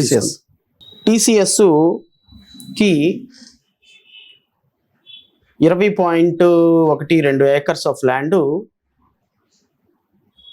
కాగ్నిజెంట్కి 22 ఎకరాల ల్యాండ్, లులు మాల్కి రమారమి 19 ఎకరాల ల్యాండ్, మొన్న ఒక రియల్ ఎస్టేట్ కంపెనీకి 22 ఎకరాల ల్యాండ్. ఈ 4 సంబంధించినటువంటి ల్యాండ్స్ అండి రమారమి 1000 కోట్లు ఉంటాయి. సారీ ఒక్క టీసీఎస్కి సంబంధించిన ల్యాండే 1100 కోట్లు, కాగ్నిజెంట్కి సంబంధించిన 900 కోట్లు. ఈ రియల్ ఎస్టేట్ కంపెనీకి ఇచ్చినటువంటి అది కూడా రమారమి 1200 కోట్ల రూపాయల ల్యాండ్. ఈ మొత్తం ల్యాండ్లు ఒక్కొక్క టీసీఎస్కి ఇచ్చింది 99 పైసలు, కాగ్నిజెంట్కి ఇచ్చింది 99 పైసలు, ఈ మిగతాకి ఇచ్చింది కూడా 99 పైసలు. అంటే 1100 కోట్ల రూపాయల విలువైన భూమిని రాష్ట్ర ప్రభుత్వం 99 పైసలకి అమ్మేస్తుంది, టీసీఎస్కి అమ్మేస్తుంది. ఫర్ ఎగ్జాంపుల్ మీరే టీసీఎస్ అండి, మీరేమన్నారు, నా దగ్గరకు వచ్చి, నేను రాష్ట్ర ప్రభుత్వం నా దగ్గరకు వచ్చాను, సార్ నేను విశాఖపట్నంలో ఒక సెంటర్ పెట్టాలనుకుంటున్నాను, నాకు ఒక 25 ఎకరాల భూమి కావాలి, అది కూడా ప్రైమ్ లొకేషన్లోనే కావాలి, మీరు ఈ భూమి నాకు అలాట్మెంట్ చేస్తే నేను 10,000 మందికి ఉద్యోగం కల్పిస్తా, 20,000 కోట్ల రూపాయలు పెట్టుబడి పెడతా అన్నారు. I'm very happy. ఎస్, మీకేం కావాలి? భూమి కావాలి. నాకేం కావాలి? పెట్టుబడి కావాలి, ఉద్యోగాలు కావాలి. ఇంతవరకు అసలు ఎవరికి డిస్ప్యూట్ లేదండి. మీరేం అడిగారు, నాకు 25 ఎకరాల భూమి కావాలి అంటే మీకు భూమి నేను ఫ్రీగా ఇచ్చేస్తా. నేనేమంటానంటే ప్రభుత్వాన్ని, మీరు భూమి ఫ్రీగా ఇచ్చేయండి, అసలు మీరు రూపాయి తీసుకోవద్దు, ఆ రూపాయి కూడా తీసుకోవద్దు, భూమి ఫ్రీగా ఇచ్చేసేయండి. టీసీఎస్ లాంటి కంపెనీకి, Tata consultancy, Cognizant, Lulu mall ఇట్లాంటి అన్ని కూడా ప్రెస్టేజ్ ఇన్స్టిట్యూషన్ రూపాయి లేకుండా ఇచ్చేసేయండి, కానీ లీజ్ బేసిస్లో ఇవ్వండి. ఇప్పుడు మీకు భూమి కావాలండి, మీకు లీజ్ అయితేనేది, సేల్ అయితేనేది. లీజ్ వేరు, సేల్ వేరు కదండి. సేల్ అంటే పూర్తిగా అమ్మేసినట్టే. రైట్, ఓకేనా? ఓకే. 99 పైసలకు నేను 1100 కోట్ల రూపాయల భూమి అమ్మేసిన తర్వాత మీరు ఎక్కడో కూర్చొని, ఫారెన్లో కూర్చొని అమ్మేసి, నేను భూమి రిజిస్ట్రేషన్ చేసిన తర్వాత రూపాయికి మీకు భూమి రూపాయికి భూమి అమ్మేసా, సేల్ డీడ్ చేసిన తర్వాత మీరు భూమికి ఓనర్లు అయిపోతారు కదా. అంతే కదా, అవునా? సైట్ ఓనర్ అయిపోతారు. నేను తర్వాత తుచ్చి నువ్వు కంపెనీ పెట్టలేదు, నేను భూమిని వెనక్కి తీసుకుంటానంటే ఉందా? కుదరదు కదా, లీగల్గా ఒప్పుకోదు. లీగల్గా లేదు. ఒక్కసారి సేల్ డీడ్ ఎగ్జిక్యూట్ చేసిన తర్వాత నువ్వు రూపాయి ఇన్వెస్ట్మెంట్ పెట్టకుండా, ఆంధ్రప్రదేశ్లో ఒక్క ఉద్యోగం కల్పించకుండా 1100 కోట్ల రూపాయల భూమికి నువ్వు ఓనర్ అయిపోయావు. అవునండి. ఫర్ ఎగ్జాంపుల్ రేపొద్దున మీ బోర్డ్ ఆఫ్ డైరెక్టర్స్లో, ఆంధ్రప్రదేశ్ అంతా గందరగోళంగా ఉందండి, ఏమో అవసరం లేదు, కంపెనీ పెట్టొద్దు, ఊరికి ఏదో తాత్కాలికంగా ఒక చిన్న ఏదో కంపెనీ, ఊరికి ఏదో ఒక యూనిట్ పెట్టండి, ఒక 50 మందినో 100 మందినో పెట్టండి, ఎంప్లాయీస్ని పెట్టండి, అక్కడ పెట్టాల్సిన అవసరం లేదని మీ బోర్డ్ ఆఫ్ డైరెక్టర్స్ ఏదో నిర్ణయం తీసుకొని అన్నారనుకోండి, ఆంధ్రప్రదేశ్ రాష్ట్ర పరిస్థితి ఏంటి? భూమిని మళ్ళీ తీసుకోగలదా? లేదు. 1100 కోట్ల రూపాయల భూమికి నువ్వు ఓనర్ అయిపోయినావే, సేల్ డీడ్ ఎగ్జిక్యూట్. నేనేమంటానంటే, మీరు భూములు అమ్మటం దేనికంట, లీజ్కి ఇవ్వండి, 99 సంవత్సరాలకు లీజ్కి ఇవ్వండి. వాళ్ళు ఇక్కడ భూమిని పెట్టి, కంపెనీని పెట్టి, వాళ్ళు ఇక్కడ స్థాపించి ఎంప్లాయ్మెంట్ క్రియేట్ చేయడానికి అవసరమైన ప్రతి సదుపాయాన్ని కల్పించండి, ఇన్సెంటివ్లు ఇవ్వండి. అయ్యా బాబు, మీరు ఇక్కడికి వచ్చినందుకు current free, water free, sanitation free, మీకున్న ప్రతి ఒక్క అప్రూవల్ ఫ్రీ, మీరు పొల్యూషన్ కంట్రోల్ బోర్డుకి రూపాయి కట్ట అవసరంలా, ల్యాబ్ డిపార్ట్మెంట్కి రూపాయి కట్ట అవసరంలా, ఫైర్ డిపార్ట్మెంట్కి రూపాయి కట్ట అవసరంలా, అధికారులందరూ మీ దగ్గరకు వచ్చి కాళ్ళకు దండం పెట్టి మీకు అప్రూవల్ ఇచ్చేస్తారు. మీకు ఏ విధమైనటువంటి ఫెసిలిటీస్ కావాలో అన్ని ప్రొవైడ్ చేస్తాం, మీరు ఇక్కడ కంపెనీ పెట్టండి, ఇదిగో భూమి 25 ఎకరాలు కాదు 50 ఎకరాలు లీజ్ బేసిస్ లో ఇస్తున్నాం, మీరు ఈ భూమిని వాడుకోండి, ఇష్టం వచ్చినట్టు వాడుకోండి, మాకు రూపాయి కట్టొద్దు అనండి. నువ్వు రేపొద్దున ఆయన కంపెనీ పెట్టకపోతే నీ భూమి నీ దగ్గర ఉంటుంది, కంపెనీ పెట్టకపోతే ఆయన పెట్టుబడి ఆయన దగ్గరే ఉంటుంది. మీరేమో రూపాయి పెట్టుబడి పెట్టకుండా 1100 కోట్ల రూపాయల భూమి, రేపొద్దున ఆయన కంపెనీ పెట్టకపోతే ఆంధ్రప్రదేశ్ రాష్ట్ర ప్రజల డబ్బుని ఆయన బ్యాంకులో పెట్టుకుని ఒక 800 కోట్లు లోన్ తీసుకుని వెళ్ళిపోవాలంట. ఈ విధంగా సేల్ బేసిస్తో 60,000 ఎకరాల ప్రభుత్వ భూమిని అమ్మి పడేశారు. 60,000 ఎకరాలు, 60,000 ఎకరాల ప్రభుత్వ భూమిని మీకు కనబడుతుంది 4-5 కనపడుతున్నాయి ఆఫ్ ది రికార్డ్. 3-4 పేర్లే బయటకు వస్తున్నాయండి. బాలశౌరి 125 ఎకరాలు, బందర్ ఎంపీ, ఆయన సమాచార శాఖ మంత్రి కొలుసు పార్టీ, ఆయనకు 150 ఎకరాలు వాళ్ళ బినామీ కంపెనీలకి. రాష్ట్రంలో ప్రతి ఎమ్మెల్యే, ప్రతి ఎంపీ, ప్రతి మంత్రి 150 ఎకరాలు, 200 ఎకరాలు, 300 ఎకరాలు, 400 ఎకరాలు రాపించుకుని బావుతులు పడేసి ₹1,00,000కి 50,000కి. ఈ భూములంతా ఎవరి? ఇది అవినీతి కాదా? దీనికి chairman, vice chairman Pawan Kalyan, chairman Chandrababu Naidu. SIPB కమిటీకి ప్రతి ఒక్కళ్ళ దగ్గర నుంచి 50%, 40% డబ్బులు తీసుకోవటం వాళ్ళకి. రాష్ట్రంలో పరిశ్రమలు పెట్టడానికి నేను వ్యతిరేకమైతే 2014 నుంచి 19 వరకు నువ్వు ఇచ్చిన 1,00,000 ఎకరాల భూములు ఎన్ని పరిశ్రమలు పెట్టారు? నువ్వు విజనరీ అయితే ఈ రాష్ట్రం ఈరోజు ఇంతవరకు ఎందుకు ఉంటుంది 14 ఏళ్ల ముఖ్యమంత్రిగా? అంటే వీళ్ళు చేసేదంతా విజనరీ అనేటువంటి ముసుగులో 1000 ఎకరాలు దోచిపెట్టడం. నిన్న కేసీఆర్ అన్నాడు కదా, హోటల్లో సర్వర్లు చేసే సర్వర్లను తీసుకొచ్చి 5 స్టార్ హోటల్లో వీళ్ళని తీసుకొచ్చి కుక్ ఉండే వాళ్ళని తీసుకొచ్చి MOI చేయించారని. దానికి నిజంగా ఆద్యుడు చంద్రబాబు నాయుడు. ఆయన తలలో దూరిపోయినట్టు నారా లోకేష్. ఇంకా ఆయన వంట వాళ్ళని తీసుకొస్తున్నాడు, ఈయనైతే టేబుల్ క్లీన్ చేసే వాళ్ళని తీసుకొస్తాడు లోకేష్. సో రాష్ట్రం అనేది అసలు పంది కుక్కల్లాగా దోచుకుంటున్నారు బ్రదర్. మాట్లాడాలి అంటే మనం మాట్లాడేదేమో ప్రజలకి వెళ్తుందో లేదో అర్థం కావటంలా, ప్రజలు ఒకవేళ అర్థమైనా రెస్పాండ్ అవటం లేదో నాకు అర్థం కావటం. అంటే ప్రజలు ఈ రోజుకి వచ్చేది ఉద్యమాలు చేయమని నేను అన్నను, కానీ ప్రజలు రేపు ఓటేసేటప్పుడు ఆలోచిస్తే చాలు అనేది నా బాధ. వాళ్ళు మాకు ఓటేస్తారన్న నమ్మకం నాకైతే లేదు. కానీ మరి మా కర్మ ఏంటో మాకు తెలియదు, కానీ చదువుకున్న నేరానికి, అంబేద్కర్ను చదువుకున్న నేరానికి సమాజం పట్ల బాధ్యత వదలలేకపోతున్నాం. అంటే మీ మాటల ద్వారా సమాజంలో చైతన్యం వస్తుంది. మీరు రావాలి కూడా. ఎందుకు రావాలి అంటే చైతన్యం రాకపోతే జగన్మోహన్ రెడ్డికి అంత దారుణమైన ఓటమి రాదు. జగన్మోహన్ రెడ్డి ఓటమిలో ప్రధానంగా దానిలో మీ పాత్ర ఉంది. మేబీ నేను అంటే నా పాత్ర, నేను అన్ను ప్రజల పాత్ర, మీ ఫైట్. ప్రజల్ని అప్రిషియేట్ చేయించి ప్రజలు అనేవాళ్ళు కరెక్టే కదా, ఇది జగన్మోహన్ రెడ్డి ఇలా చేశాడని ప్రజలు నమ్మారు. నేనేమంటానంటే జగన్మోహన్ రెడ్డి చాలా వరకు బెటర్ వీళ్ళ మీద. నేను ఆ మాట ఎందుకు వాడాను అంటే గత 5 ఏళ్లలో ఎవరు చూసినా రాక్షసుడు జగన్. నేను అనేది ఇప్పుడు జగన్మోహన్ రెడ్డి విధానాలు చాలా తప్పు విధానాలు ఉన్నాయి, కానీ స్కూళ్ళ విషయంలో జగన్మోహన్ రెడ్డి చాలా అడ్వాన్స్ స్టెప్. ఆయన్ని నేను ఖచ్చితంగా అప్రిషియేట్ చేస్తే రాలి. భారతదేశంలో అమ్మఒడి లాంటి ఒక ప్రోగ్రాము బహుశా ఏ ముఖ్యమంత్రి ఆలోచించి ఉండాల.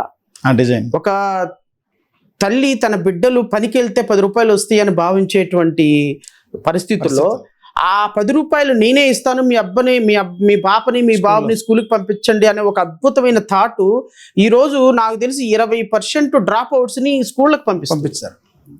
ఇప్పుడు 100 మంది పిల్లలు స్కూల్కి వెళ్తే 80 మంది పిల్లలు ఇప్పుడు డ్రాప్ అవుట్స్ తగ్గిపోయి మనకి నెలకు 15,000 వస్తున్నాయి కదా, పిల్లలు స్కూల్కి పంపిద్దాం.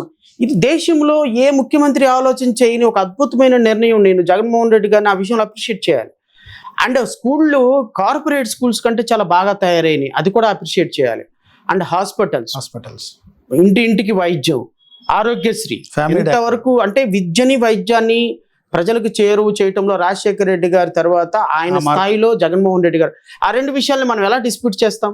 మేబీ జగన్మోహన్ రెడ్డి గారితో నేను డిస్ప్యూట్ అయ్యే విషయాలు చాలా ఉన్నాయి, అవన్నీ నేను ఇప్పుడు ఈ సందర్భంలో ప్రస్తావించను. ఎందుకంటే ప్రతిపక్షంలో ఉన్న తర్వాత ఆయన ప్రస్తావించాల్సిన అవసరం లేదు, ప్రజలు ఆల్రెడీ పనిష్ చేశారు.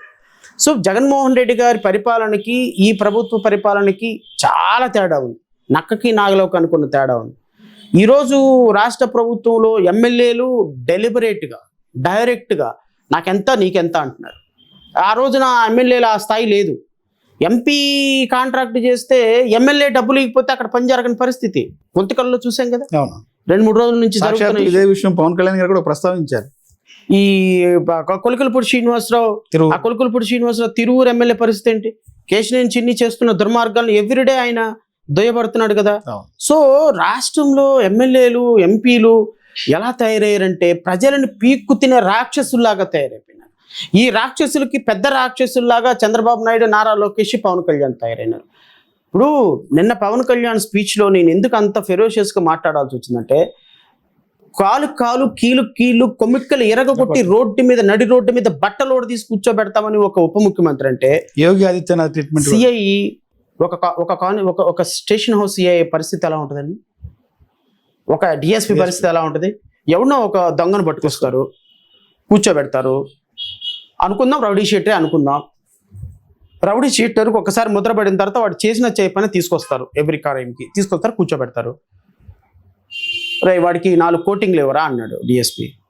సార్ కొట్టకూడదు కదా సార్, గబక్కని ఈడేమన్నా అయిపోతే మనకు ప్రాబ్లం అవుతుంది అంటే, ఊరుకోరా బాబు, మన పవన్ కళ్యాణ్ గారే కాలు కీలు ఎరగదీయమంటే ఆయన చూసుకుంటే నీకెందుకు? కానీ ప్రభుత్వం మన వైపు ఉందిరా బాబు, నువ్వు కొట్టావాడిని అంటే సివిల్ సెటిల్మెంట్లు నీకు మీరు ఇది కూడా మీకు చెప్పాలి. 2019 నుంచి 24 వరకు నేను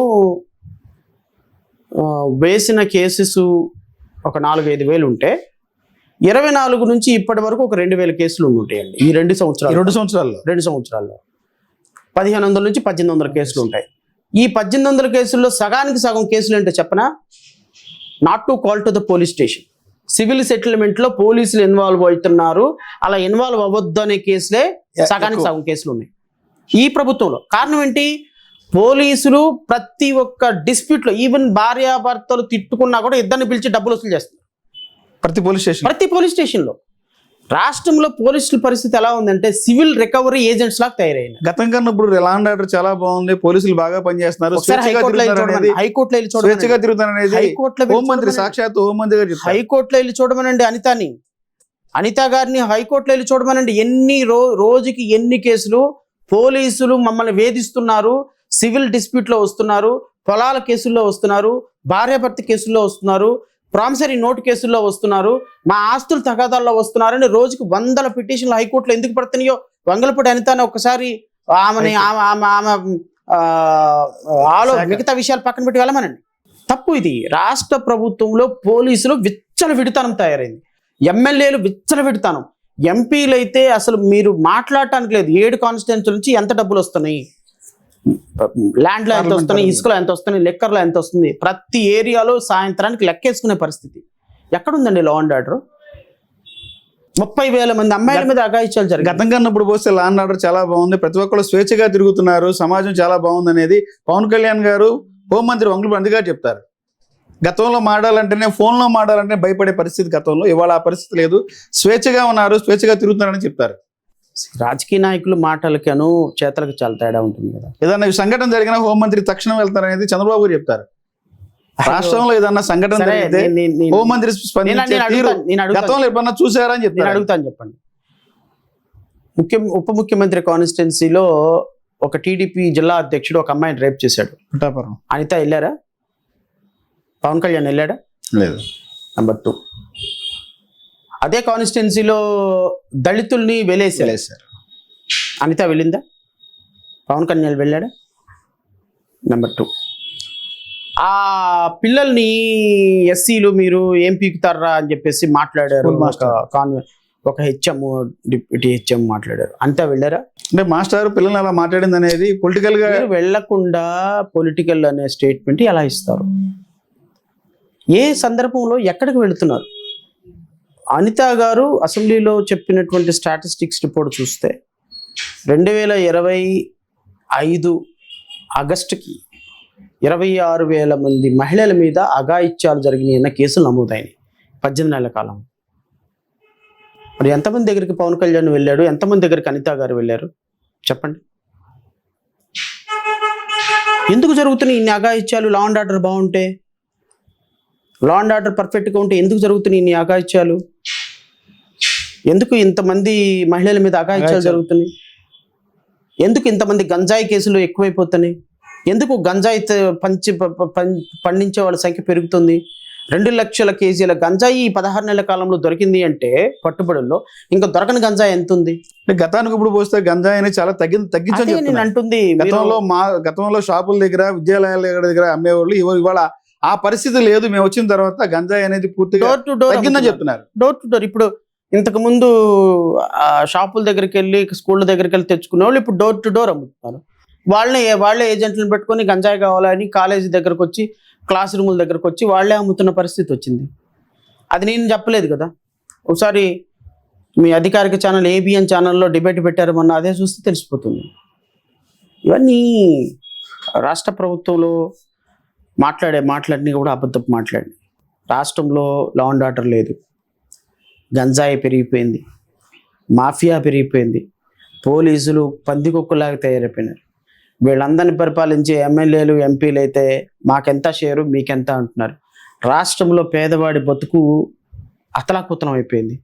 ఏం చేయాలో అర్థం కాని పరిస్థితి.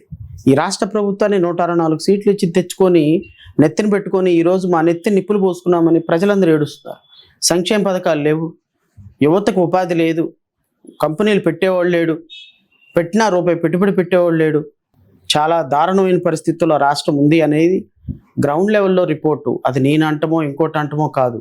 మీరు రోజుకి, వారంలో ఒక 3-4 రోజులు ఆంధ్రప్రదేశ్ రాష్ట్ర ప్రభుత్వ అధికారిక పత్రిక ఆంధ్రజ్యోతి కానీ, ఈనాడు కానీ చదివితే మీరే అంటారన్నమాట,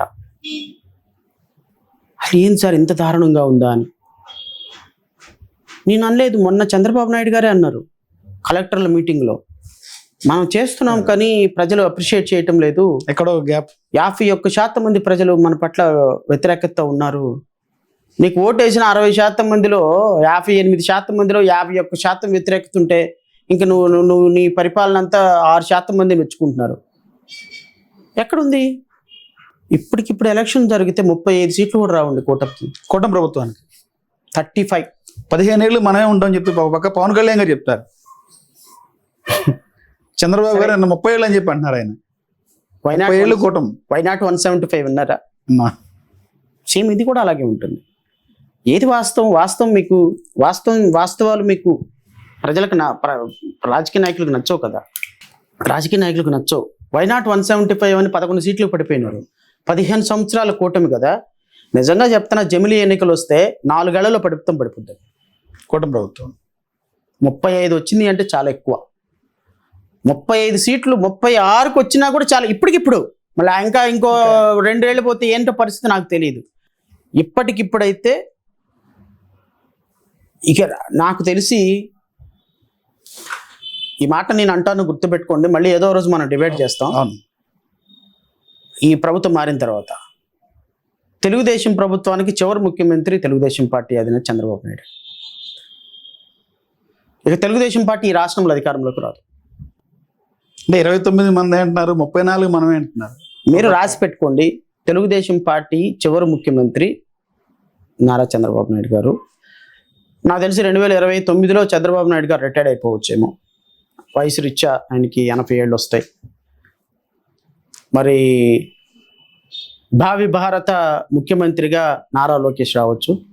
నారా లోకేష్ పార్టీ పగ్గాలు చేపట్టిన మరుక్షణం తెలుగుదేశం పార్టీ పతనం స్టార్ట్ అవుతుంది. ఈ రికార్డ్ అలా ఉండిపోతుంది మీరు మాట్లాడింది. అయ్యో, నేను అదే చెప్తున్నానండి, పతనం స్టార్ట్ అవుతుంది. It's my anticipation. ఎందుకు అంటే తెలుగుదేశంలో చంద్రబాబు నాయుడు వర్గం వేరు, నారా లోకేష్ వర్గం వేరు. అంటే 2 గ్రూపులు ఉన్నాయంటారు పార్టీలో? ఉన్నాయి. నాకెందుకు, వాళ్ళకే తెలుసు. తెలుగుదేశం పార్టీలో చంద్రబాబు నాయుడు గారిని అభిమానించి ఎవరు నారా లోకేష్ని అభిమానించారు. ఆయన వర్గం వేరు, ఈయన వర్గం వేరు. సో చంద్రబాబు నాయుడు గారు ఉన్నంత వరకు తెలుగుదేశం పార్టీ అలా ఉంటుంది. ఆయన రాజకీయాల నుంచి విరమించుకున్న తర్వాత ఖచ్చితంగా పగ్గాలు నారా లోకేష్ చేపట్టిన దగ్గర నుంచి పతనం స్టార్ట్ అవుతాయి. ముఖ్యమంత్రి అవటం నారా లోకేష్ అనేది కల్లా. అంటే భవిష్యత్ ముఖ్యమంత్రి 20 ఏళ్ళ నారా లోకేష్ అంటే సీఎం చేస్తారనే కొంత ప్రచారం జరుగుతుంది. మేబీ ప్రచారం కాదు, అది వాస్తవం కూడా. అంటే 2029 తర్వాత ముఖ్యమంత్రి అవటం కల్లా. ఇంకా లేదు. అంటే మళ్ళీ ఎన్నికలు జరిగితే అవకాశం లేదు. ఇంకా లేదు, అయిపోయింది. అసలు తెలుగుదేశం చాప్టర్ క్లోజ్. ఇంకా తెలుగుదేశం పార్టీ అనేది చరిత్రలో ఒక ఉంది అంట అని తెలుసుకోవటం తప్ప తెలుగుదేశం పార్టీ ఇంకా మరి ఉండదు. ఎందుకు ఉండదు అంటే తెలుగుదేశం పార్టీ నారా లోకేష్ అందుకోసమనే చంద్రబాబు నాయుడు గారు ఆలోచించే 2029లో ఏమవుతుందో తెలియక 2027లోనే ఆయన్ని ముఖ్యమంత్రి చేయాలని ఒక ఆలోచనలో ఉన్నట్టు అనుకుంటున్నారు. అది ఎంతవరకు రైటో రాంగో నాకు తెలియదు. మేబీ అది కూడా కరెక్ట్ అనే ఆలోచన ఏమోనని నాకు వ్యక్తిగతంగా అనిపిస్తుంది. పవన్ కళ్యాణ్ వ్యక్తి అనేటువంటి వ్యక్తి ఏ విధంగా రియాక్ట్ అవుతాడు, రేపు నారా లోకేష్ ముఖ్యమంత్రి అభ్యర్థిత్వాన్ని ఎలాగ తీసుకుంటాడంటే నాకు తెలిసి రేపొద్దున తెలుగుదేశానికి అత్యంత పెద్ద థ్రెట్ పవన్ కళ్యాణ్. ఎలా అంటారు అంటే ఇది మీరు ఒక విధంగా జన ప్రెడిక్షన్ సైనికులకు సంబంధించి పవన్ కళ్యాణ్ గారిని సీఎం చేయాలని ఇలా చిరకాల కోరిక. సీఎం సీఎం సీఎం అని ఆయన చెప్తూ ఉంటారు. అంటే కాదనట్లేదు, కానీ నారా లోకేష్ ముఖ్యమంత్రి అభ్యర్థిగా అయిన తర్వాత దగ్గర నుంచి గేమ్ మారుద్దండి. పవన్ కళ్యాణ్ సడన్లీ కొంత టర్న్ తీసుకునే అవకాశం ఉంది.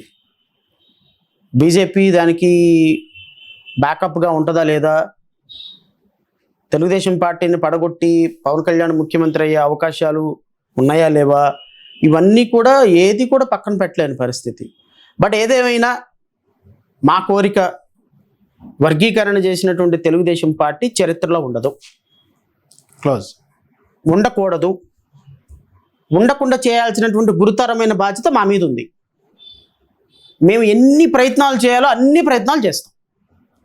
ప్రజల దగ్గరికి వెళ్తాం, ప్రజలను చైతన్యం చేస్తాం. వర్గీకరణ చేసి ఒక వర్గానికి చేసిన అన్యాయాన్ని, చంద్రబాబు నాయుడు చేసిన అన్యాయాన్ని పూర్తిగా ప్రజల దగ్గర పెడతాం, ప్రజల ఆలోచనలో పెడతాం. మా వర్గాల ప్రజలను కూడా మేము ఇలా జరిగిందమ్మా అని చెప్పేసి చెప్తాం. మాకు జరిగినటువంటి అన్యాయం చరిత్రలో పోడ్చలేనిది అన్న విషయం కూడా ప్రజల దగ్గరికి తీసుకెళ్తాం. దీని మీద ఖచ్చితంగా ఒక తెలుగుదేశం పార్టీ భూస్థాపితం చేయడానికి మేము ఏం చేయాలో అన్ని ప్రయత్నాలు చేస్తాం. అంటే ప్రజలు కూడా విశ్వసిస్తారని అయితే నమ్ముతున్నాం. సార్, గత గవర్నమెంట్లు చూస్తే గత 5 ఏళ్ల కాలంలో రాష్ట్రాన్ని విధ్వంసం చేశారు జగన్మోహన్ రెడ్డి.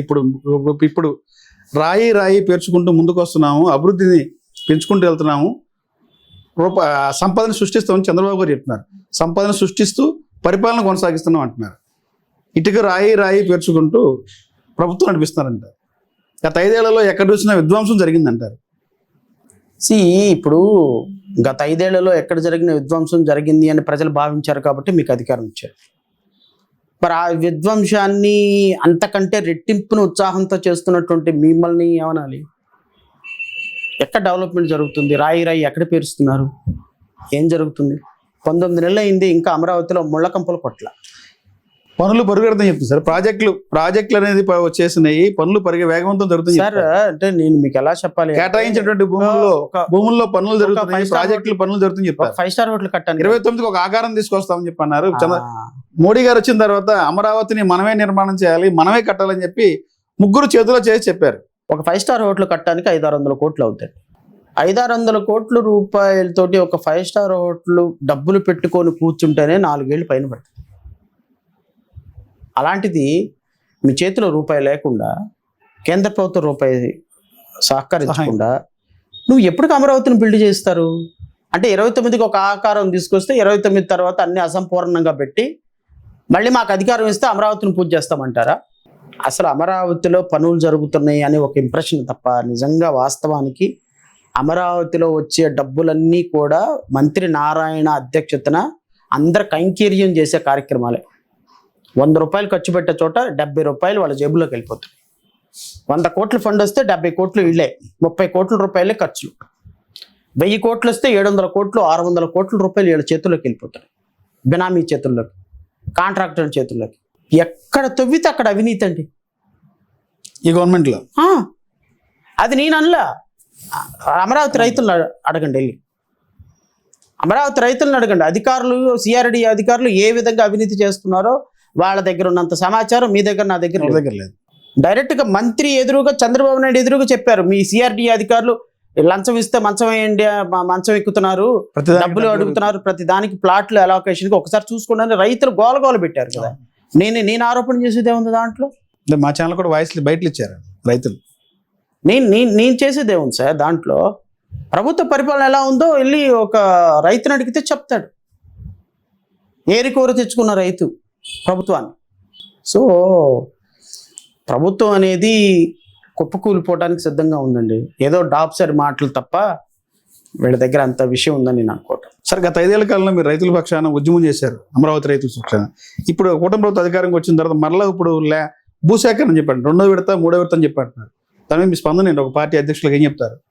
సో నేను అనుకోవటం భూసేకరణ అనవసరం అండి. ఇంకా మన రైతులు దాని మీద తిరగబడితే పోరాటం ఎలా ఉంటుందో నాకు తెలియదు, కానీ 35,000 ఎకరాలు తీసుకున్న వాటికే ఇంకా రీకాన్స్టిట్యూటెడ్ ఫ్లాట్స్ ఇవ్వలేదు.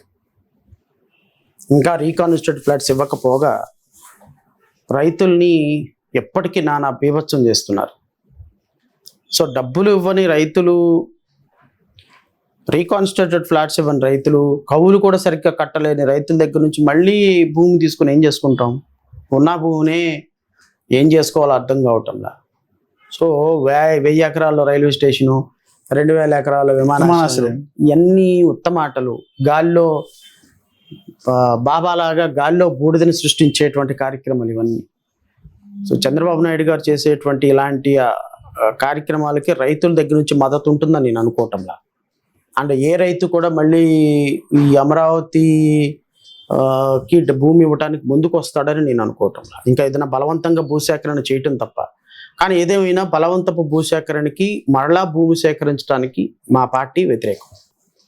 సార్ విజనరీ అంటేనే గుర్తొచ్చేది చంద్రబాబు నాయుడు చెప్తారు, పదే చెప్తారు కొంతమంది నాయకులు కానీ, టీడీపీ వాళ్ళు కానీ. దానికి ఉదాహరణే తెలంగాణ డెవలప్మెంట్ అంటారు, హైదరాబాద్ అభివృద్ధి చేసామంటారు. దానిలో భాగంగానే ఆంధ్రప్రదేశ్కు డెవలప్ చేస్తారు విజనరీ నాయకుడు అనేది పదే చెప్తారు కూటమి నాయకులు. ఏం చెప్తారు మీరు? ఒక పక్క కేసీఆర్ గారు ఏమో తెలంగాణలో సెక్రటరీ కట్టారు 750 కోట్లు. ఆంధ్రప్రదేశ్లో 2014 నుంచి 19 వరకు చంద్రబాబు నాయుడు చేసిన డెవలప్మెంట్ ఏంటి చెప్పండి? అమరావతిని ఏం చేశాడు 14 నుంచి 19 వరకు? 19 నుంచి 24 వరకు సరే జగన్మోహన్ రెడ్డి డిస్ట్రాయ్ చేశాడు. 5 ఏళ్ళు మీరు చేసింది ఏంటి? ఇప్పుడు ఈ 18 నెలల కాలంలో మీరు చేసింది ఏంటి? పట్టుమని 10,000 మందికి ఉపాధి తీసుకొచ్చి ఒక కంపెనీ ఉందా ఆంధ్రప్రదేశ్లో, అమరావతిలో? అబ్బా బాగుంది బిల్డింగ్ అని చెప్పుకోవడానికి ఒక బిల్డింగ్ ఉందా? 2014 నుంచి హైకోర్టుకి, సెక్రటేరియట్కి వెళ్ళటానికి కరకట్ట మీద నుంచి వెళ్ళే ఒక వంతెన ఉంటుంది, చిన్న వంతెన. వెళ్ళే వెహికల్ అట్టే రావాలి, వచ్చే వెహికల్ అట్టే రావాలి. ఎత్తిపోతల పథకం దగ్గర 2. ఈ వెహికల్ ఏదైనా అటు నుంచి ఒకటి కనుక ఎంటర్ అయిందంటే బ్రిడ్జ్లోకి, ఇక్కడ వెహికల్స్ అన్ని ఆగిపోవాలి. ఇక్కడ ఒక కానిస్టేబుల్ పెట్టారు, ఇక్కడ ఒక కానిస్టేబుల్ పెట్టారు. ఇద్దరు కానిస్టేబుల్ పెట్టారు, కానీ వెళ్ళటానికి ఒక వంతెన, రావడానికి ఒక వంతెన కట్టుకుందామన్న ఆలోచన కూడా రాలే వాళ్ళకి. వీళ్ళ అమరావతిని బిల్డ్ చేసేది వీళ్ళ సార్, ఈ చంద్రబాబు నాయుడు అమరావతిని బిల్డ్ చేసేది. ఇటుపక్క ఒక వంతెన, ఇటుపక్క ఒక ఉన్న వంతెన వెళ్ళటానికి, ఇంకో కొత్త వంతెన రావటానికి కూడా కట్టలేని చాతగాని చవట సన్నాసులు అంటున్నారు ప్రజలందరూ. వీళ్ళు అమరావతి కడతారంటే ఎవడు నమ్ముతాడు? ఈయన హైదరాబాద్ని కట్టాడంటే ఎవడు నమ్ముతాడు? అన్ని మొత్తం మాటలు, సొల్లు కబుర్లు. సార్ మెడికల్ కాలేజీలు ప్రైవేటీకరణ జరిపి మీ పార్టీ స్టాండ్ ఏంటి, మీ అభిప్రాయం ఏంటి? దానిలో ఈ విషయం మీద గతంలో మీరు కొంత ఆందోళన కూడా చేశారు. అసలు మెడికల్ కాలేజీ పీపీపీ అనేది ప్రతిపక్షాలకు కానీ ఎవరికి అర్థం కాని విషయం. అది పీపీపీకి ఇస్తేనే, ప్రైవేటు చేస్తేనే పేదవాడికి మెరుగైన వైద్యం అందుద్ది, మెరుగైన విద్యా వ్యవస్థ అని చెప్పేది టీడీపీ చెప్పుద్ది. మీరేమో పక్క ఉద్యమం చేశారు, మీతో పాటుగా వైఎస్ఆర్సీపీ కూడా ఉద్యమం చేస్తుంది. పీపీపీ మోడల్లో అత్యంత తీవ్రంగా నష్టపోయేది రిజర్వేషన్ విద్యార్థులండి. మీకు simple logic, PPP private public partnership. Private అన్న పదం ఉంది అంటేనే బై డిఫాల్ట్ ప్రైవేటు వ్యక్తుల యాజమాన్యాలు చేతుల్లో కాలేజీలు ఉంటాయి. ప్రైవేట్ వ్యక్తుల యాజమాన్యాల చేతుల్లో కాలేజీలు ఎప్పుడైతే ఉంటాయో అడ్మిషన్ ప్రక్రియ కంప్లీట్గా ప్రైవేట్ వ్యక్తుల యొక్క చేతుల్లో ఉంటుంది. అడ్మిషన్స్ అంటే మెడికల్ కాలేజీలో 200 సీట్లు ఉంటే అందులో 50% కాలేజీ యాజమాన్యాలు వాళ్ళ సీట్లు ఫిల్ చేసుకుంటాయి. ప్రభుత్వ మెడికల్ కాలేజీలు అయితే 100కు 100 సీట్లు ఫిల్ చేస్తారు ప్రభుత్వమే. ఇక్కడ అర్థమైపోతుంది, 50 సీట్లు నువ్వు అమ్ముకోవచ్చు, 50 సీట్లు ఫిల్ చేసుకోవాలి మెరిట్స్ తోటి. 50 సీట్లు అమ్ముకోవడం అంటే సీటుకి 2 కోట్లు. 50 సీట్లు 200 కోట్లు ఎవ్రీ ఇయర్ అడ్మిషన్స్లో 200 కోట్లు సంపాదించుకుంటుంది యాజమాన్యం. 2 కోట్లు పెట్టి సామాన్యుడు కొనగలడా? ఎస్సీ కొనగలడా, ఎస్టీ కొనగలడా, బీసీ కొనగలడా, మైనార్టీ కొనగలడా, ఎకనామికల్కి బ్యాక్వర్డ్లో ఉన్నటువంటి ఓబీసీలు ఈడబ్ల్యూఎస్ కొనగలరా? ఎవరు కొనగలుగుతారు? సో ప్రైవేట్ వ్యక్తుల యాజమాన్యాల చేతిలో అడ్మిషన్స్ ప్రక్రియ ఉంటుంది. వాటికి మళ్ళీ ఫీజులు, వాటికి మళ్ళీ ఆ హాస్పిటల్లో పనిచేసే వాళ్ళకి, ఉద్యోగులు, కాలేజీలకి శాలరీస్ గవర్నమెంట్ ఇస్తుందంట. దానికి అటాచ్డ్ అయి ఉన్నటువంటి హాస్పిటల్ కంప్లీట్గా ప్రైవేట్ హాస్పిటల్ ఉంటుందంట. కొంత మాత్రమే 30% ప్రభుత్వంకి సంబంధించి ఫ్రీ అడ్మిషన్స్ ఉంటాయంట, ఫ్రీ ట్రీట్మెంట్ ఫ్రీ. సో 70% అమ్మేసుకోవచ్చు. సో ప్రభుత్వ మెడికల్ కాలేజీలు అయితే పూర్తిగా ప్రజల దగ్గరకు ఉండే వ్యవస్థ వేరు. ప్రైవేట్ మెడికల్ కాలేజీల్లో పీపీపీ మోడల్లో అన్ని వ్యవస్థలు పీపీపీలో ఉండటం వేరు. సో కాబట్టి పీపీపీ మోడల్ అంటేనే ప్రభుత్వ ఆస్తులు ప్రైవేటు వాళ్ళకి అప్పచెప్పేటువంటి ఒక బృహత్తర ప్రణాళిక. ఇది ఖచ్చితంగా మా పార్టీ విమర్శిస్తుంది. మా పార్టీ దీన్ని సమర్థించడం లేదు. రేపు కాతే నెక్స్ట్ ఏ గవర్నమెంట్ వచ్చినా ఈ పీపీపీ మోడల్ని ఖచ్చితంగా విత్డ్రా చేయటం అయితే కన్ఫర్మ్. సార్, వైఎస్ఆర్సీపీ పార్టీ 151 సీట్ల నుంచి 11 సీట్లు పడిపోవడం ప్రధాన కారణం ఏంటంటారు? నేను అనుకోవటం వైఎస్ జగన్మోహన్ రెడ్డి కారణం, ఎవరి కారణం కాదు. వైఎస్ జగన్మోహన్ రెడ్డి తీసుకున్నటువంటి 3 ప్రధానమైన నిర్ణయాలు వైఎస్ఆర్సీపీ పడిపోవడానికి కారణం. 1 అమరావతి, నెంబర్ 2 సజ్జల రామకృష్ణారెడ్డిని ఆ వైఎస్ఆర్సీపీ పార్టీకి ఓల్ అండ్ సోల్గా చేయటం, నెంబర్ 3 చంద్రబాబు నాయుడు అరెస్ట్ చేయడం. ఈ 3 వైఎస్ఆర్సీపీ ఓటమికి ప్రధాన కారణాలు అనేది భావిస్తాం. జగన్మోహన్ రెడ్డి చెప్పిన పనులు చేసిన పనులు చెప్పుకోలేకపోవడం. నెంబర్ 2 ఎమ్మెల్యేలకి, మంత్రులకి కూడా ఎవరికి సరైనటువంటి కమ్యూనికేషన్ లేకపోవడం. ఒక ప్రైవేట్ లిమిటెడ్ కంపెనీ లాగా పార్టీని నడిపాడు. కరెక్ట్ కాదు ఇది. సో ఒక ప్రజాస్వామ్య దేశంలో ఒక ప్రాంతీయ పార్టీ అధ్యక్షుడు ఎప్పుడు కూడా ప్రజలతోటి, పార్టీ నాయకులతోటే మమేకమై ఉండాలి. ఆ విషయంలో జగన్మోహన్ రెడ్డి కొంచెం వెనకబడి ఉన్నాడేమో. ఆయన ఓటమికి ప్రధాన కారణం అదేనేమో అని నేను. సార్, జేబీఎం పార్టీ స్టార్ట్ చేసిన దగ్గర నుంచి ఇప్పుడు దాదాపు 4-5 సంవత్సరాలు అవుతుంది. 2022. ఎస్. ఈ జర్నీలో పార్టీ డెవలప్మెంట్ ఎలా ఉంది? సంస్థాగతంగా ఎలా ఉంది? పార్టీ యొక్క గ్రౌండ్ లెవెల్ ఎలా ఉంది? నేను అనుకున్న స్థాయిలో అయితే 175 నియోజకవర్గాలు మీ స్ట్రక్చర్ ఏంటి? పార్టీ స్ట్రక్చర్ ఏంటి? నేను అనుకున్న స్థాయిలో అయితే మాత్రం పార్టీ డెవలప్మెంట్ లేదు. నేను ఊహించిన స్థాయిలో లేదు. ఎందుకు లేదు అంటే దీనికి ప్రధానమైనటువంటి కారణం ఆర్థిక ఇబ్బందులు. పార్టీ నడవటానికి మేజర్గా కావాల్సింది సోర్సెస్. సో సోర్సెస్ లేకపోవటానికి ఒక ప్రధానమైన కారణం ఏంటి అంటే మనం నిజాయితీగా ఉండటం, ఏ పార్టీకి కొమ్ము కాయకపోవటం. బట్ అలాగని చెప్పేసి పార్టీ పూర్తిగా లేకుండా పోయిందో లేకపోతే అని నేనైతే అనను. అంటే మీ ఉనికి కోసమే పార్టీ పెట్టారు అనేది కొంత ఆరోపణ. ఎవడైనా ఉనికి కోసమే పెడతాడు. మీరు ఎందుకు ఛానల్ పెట్టారు? మీరు ఎందుకు పెట్టారు ఛానల్? ఉనికి కోసం కదా ఏంటి? వైఎస్ జగన్మోహన్ రెడ్డి పార్టీ ఎందుకు పెట్టాడు? ఉనికి కోసం కదా ఏంటి? పవన్ కళ్యాణ్ పార్టీ ఎందుకు పెట్టాడు? ఎవడైనా ఉనికి కోసమే పార్టీ పెడతాడు. పార్టీ పెట్టిన తర్వాత నడిపే విధానంలో వ్యక్తి సామర్థ్యాలు ఉంటాయి. ఆర్థికంగా సపోర్ట్ లేకపోవటం, అనుకున్న స్థాయిలో పార్టీ డెవలప్మెంట్ లేదు. కానీ బట్ మొన్న జరిగినటువంటి ఎలక్షన్లో అన్ని కాన్స్టిట్యున్సీల్లో ఇంచుమించుగా 115 కాన్స్టిట్యున్సీలో మా అభ్యర్థులు పోటీ చేశారు. సో నేనేమంటానంటే పార్టీ పెట్టిన 3-4 సంవత్సరాలలోనే నిలబడటానికి ప్రయత్నం చేస్తున్నాం. బహుశా రాబోయే కాలంలో మేము ఏ స్థాయిలో డెవలప్ అవుతాము, ఏ స్థాయిలో రాష్ట్ర ప్రజల్ని నమ్మకం కలిగించగలమో నాకైతే తెలియదు. కానీ but we're sincerely trying to appreciate people's perceptions and ప్రభుత్వ విధానాల పట్ల కూడా మేము క్వశ్చన్ చేసే విధానంలో ప్రజల్ని భాగస్వామ్యులు చేస్తున్నాం. బట్ మాకున్నటువంటి లిమిటెడ్ రిసోర్సెస్లో we're trying our level best to get away all these difficulties. నేనైతే భవిష్యత్తులో ఖచ్చితంగా మా పార్టీ రాష్ట్రంలో అధికారంలో భాగస్వామి ఖచ్చితంగా అవుతుంది ఒక పార్టీలో, లేదా పార్టీ అధికారం సాధించే రోజులైతే ఖచ్చితంగా ఉన్నాయి. ఎందుకంటే నేను ఆప్టమిస్టిక్గా ఏది కూడా ఏ పార్టీతో కలిసి ప్రయాణం చేసే పరిస్థితుంది భవిష్యత్తులో? అధికారంలో రావడానికి? ఆప్షన్స్ ఆర్ ఓపెన్ ఎందుకంటే అది ఏ పార్టీ రాజకీయంగా ఇప్పుడు మేము కోరుకునేది ఏంటి అంటే నిమ్న జాతుల యొక్క రైట్స్ ప్రొటెక్ట్ చేయబడాలి. నిమ్న జాతుల రైట్స్ ప్రొటెక్ట్ చేయబడాలంటే ప్రాతినిధ్యం మాకు అవసరం అసెంబ్లీలో. సో ప్రాతినిధ్యం ఎక్కడైతే రీజనబుల్గా దొరుకుతుందో, ప్రాతినిధ్యం ఏ పార్టీ అయితే రీజనబుల్గా ఇవ్వగలుగుతుందో, సో రేపొద్దున వైఎస్ఆర్సీపీతో కలిసి ప్రయాణం చేయొచ్చు. What is wrong in that? లేకపోతే ఇంకొక పార్టీతో కలిసి ప్రయాణం చేయొచ్చు. Options are open. ఆ సందర్భంలో బట్టి ఆలోచన చేస్తాం. కానీ ప్రజల కోసం, ప్రజా సమస్యల్ని అసెంబ్లీలో ప్రశ్నించడం కోసం ఏ పార్టీతో కలిసి పనిచేయటానికైనా, ఏ పార్టీ డోర్లు ఓపెన్ చేయడానికైనా కూడా నేనైతే వెనకాడను. కాంశీరామ్ గారి సిద్ధాంతం ఉన్నది. ఆయన ఏమంటాడు, అసెంబ్లీలోకి పార్లమెంట్లోకి నడిచెళ్ళటానికి కుక్క వస్తే కుక్క ఎక్కుతాను, గాడిద వస్తే గాడిద ఎక్కుతాను, గుర్రం వస్తే గుర్రం ఎక్కుతాను. అంత అద్భుతమైన కొటేషన్ అది. సో అసెంబ్లీలోకి నేను వెళ్ళాలి, మా పార్టీ వెళ్ళాలి అనే సందర్భంలో నేను ఏ ఒక్క ఆపర్చునిటీని కూడా వదిలేసుకోరు. సో కాబట్టి జై Bhimrao Bharat party, JBP party రేపు ఏ విధంగా ఉండబోతుంది అంటే కష్టపడుతున్నాం.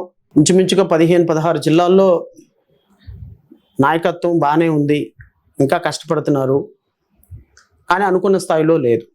అదైతే మాత్రం యాక్సెప్ట్ చేయాలి. బట్ ఆర్థిక ఇబ్బందులు ఇవన్నీ ఓవర్కమ్ అయిన తర్వాత ఖచ్చితంగా రాష్ట్రంలో ఒక బలమైన శక్తిగా ఎదుగుతామన్న నమ్మకం అయితే నా. భవిష్యత్తులో ఉన్న జనసేనతో కలిసి ట్రావెల్ చేసేది ఉందండి? వ్యక్తిగతంగా జనసేన, వ్యక్తిగతంగా తెలుగుదేశం, వ్యక్తిగతంగా వైఎస్ఆర్సీపీతో నాకు ఏ విధమైన ఇబ్బందాలు లేవు. ఎవరైనా సరే వ్యక్తిగతంగా పాలసీస్ పరంగా ప్రజల కోసం మంచి పాలసీస్ డిజైన్ చేస్తాము. మాకున్న ప్రిన్సిపల్స్తో ప్రజలకి నిష్పక్షపాతంగా, నిజాయితీగా, ట్రాన్స్పరెంట్గా పరిపాలన అందించాలి అనేది, పాలిటిక్స్లో కొంత చేంజ్ రావాలనేది మా ఆలోచన.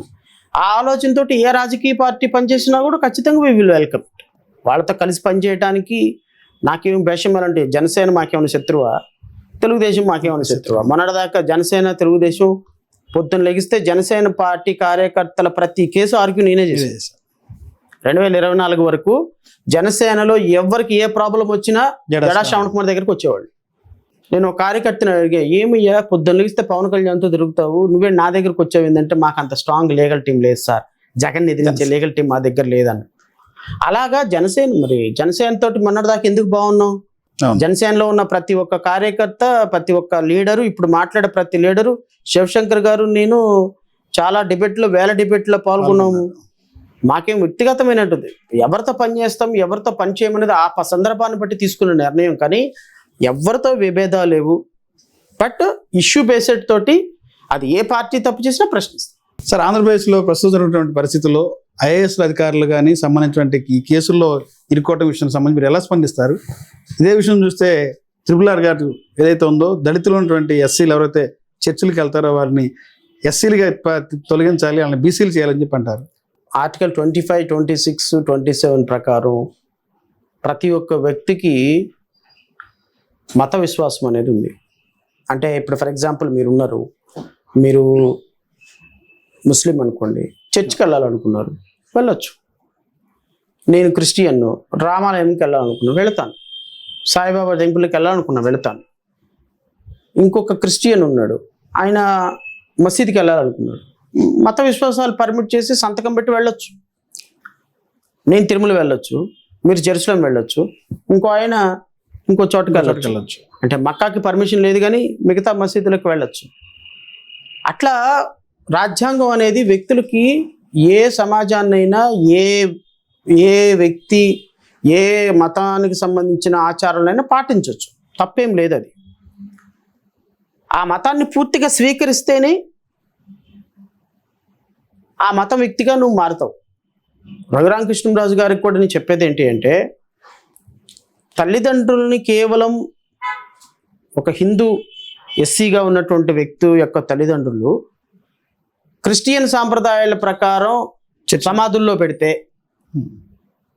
వాళ్ళు క్రిస్టియన్స్ అయిపోతారు అంటాడు ఆయన. అది తప్పు నాయనా అంటా నేను చర్చికి వెళ్తా బైబిల్ తీసుకొని ఎస్సీని, తప్పేముంది?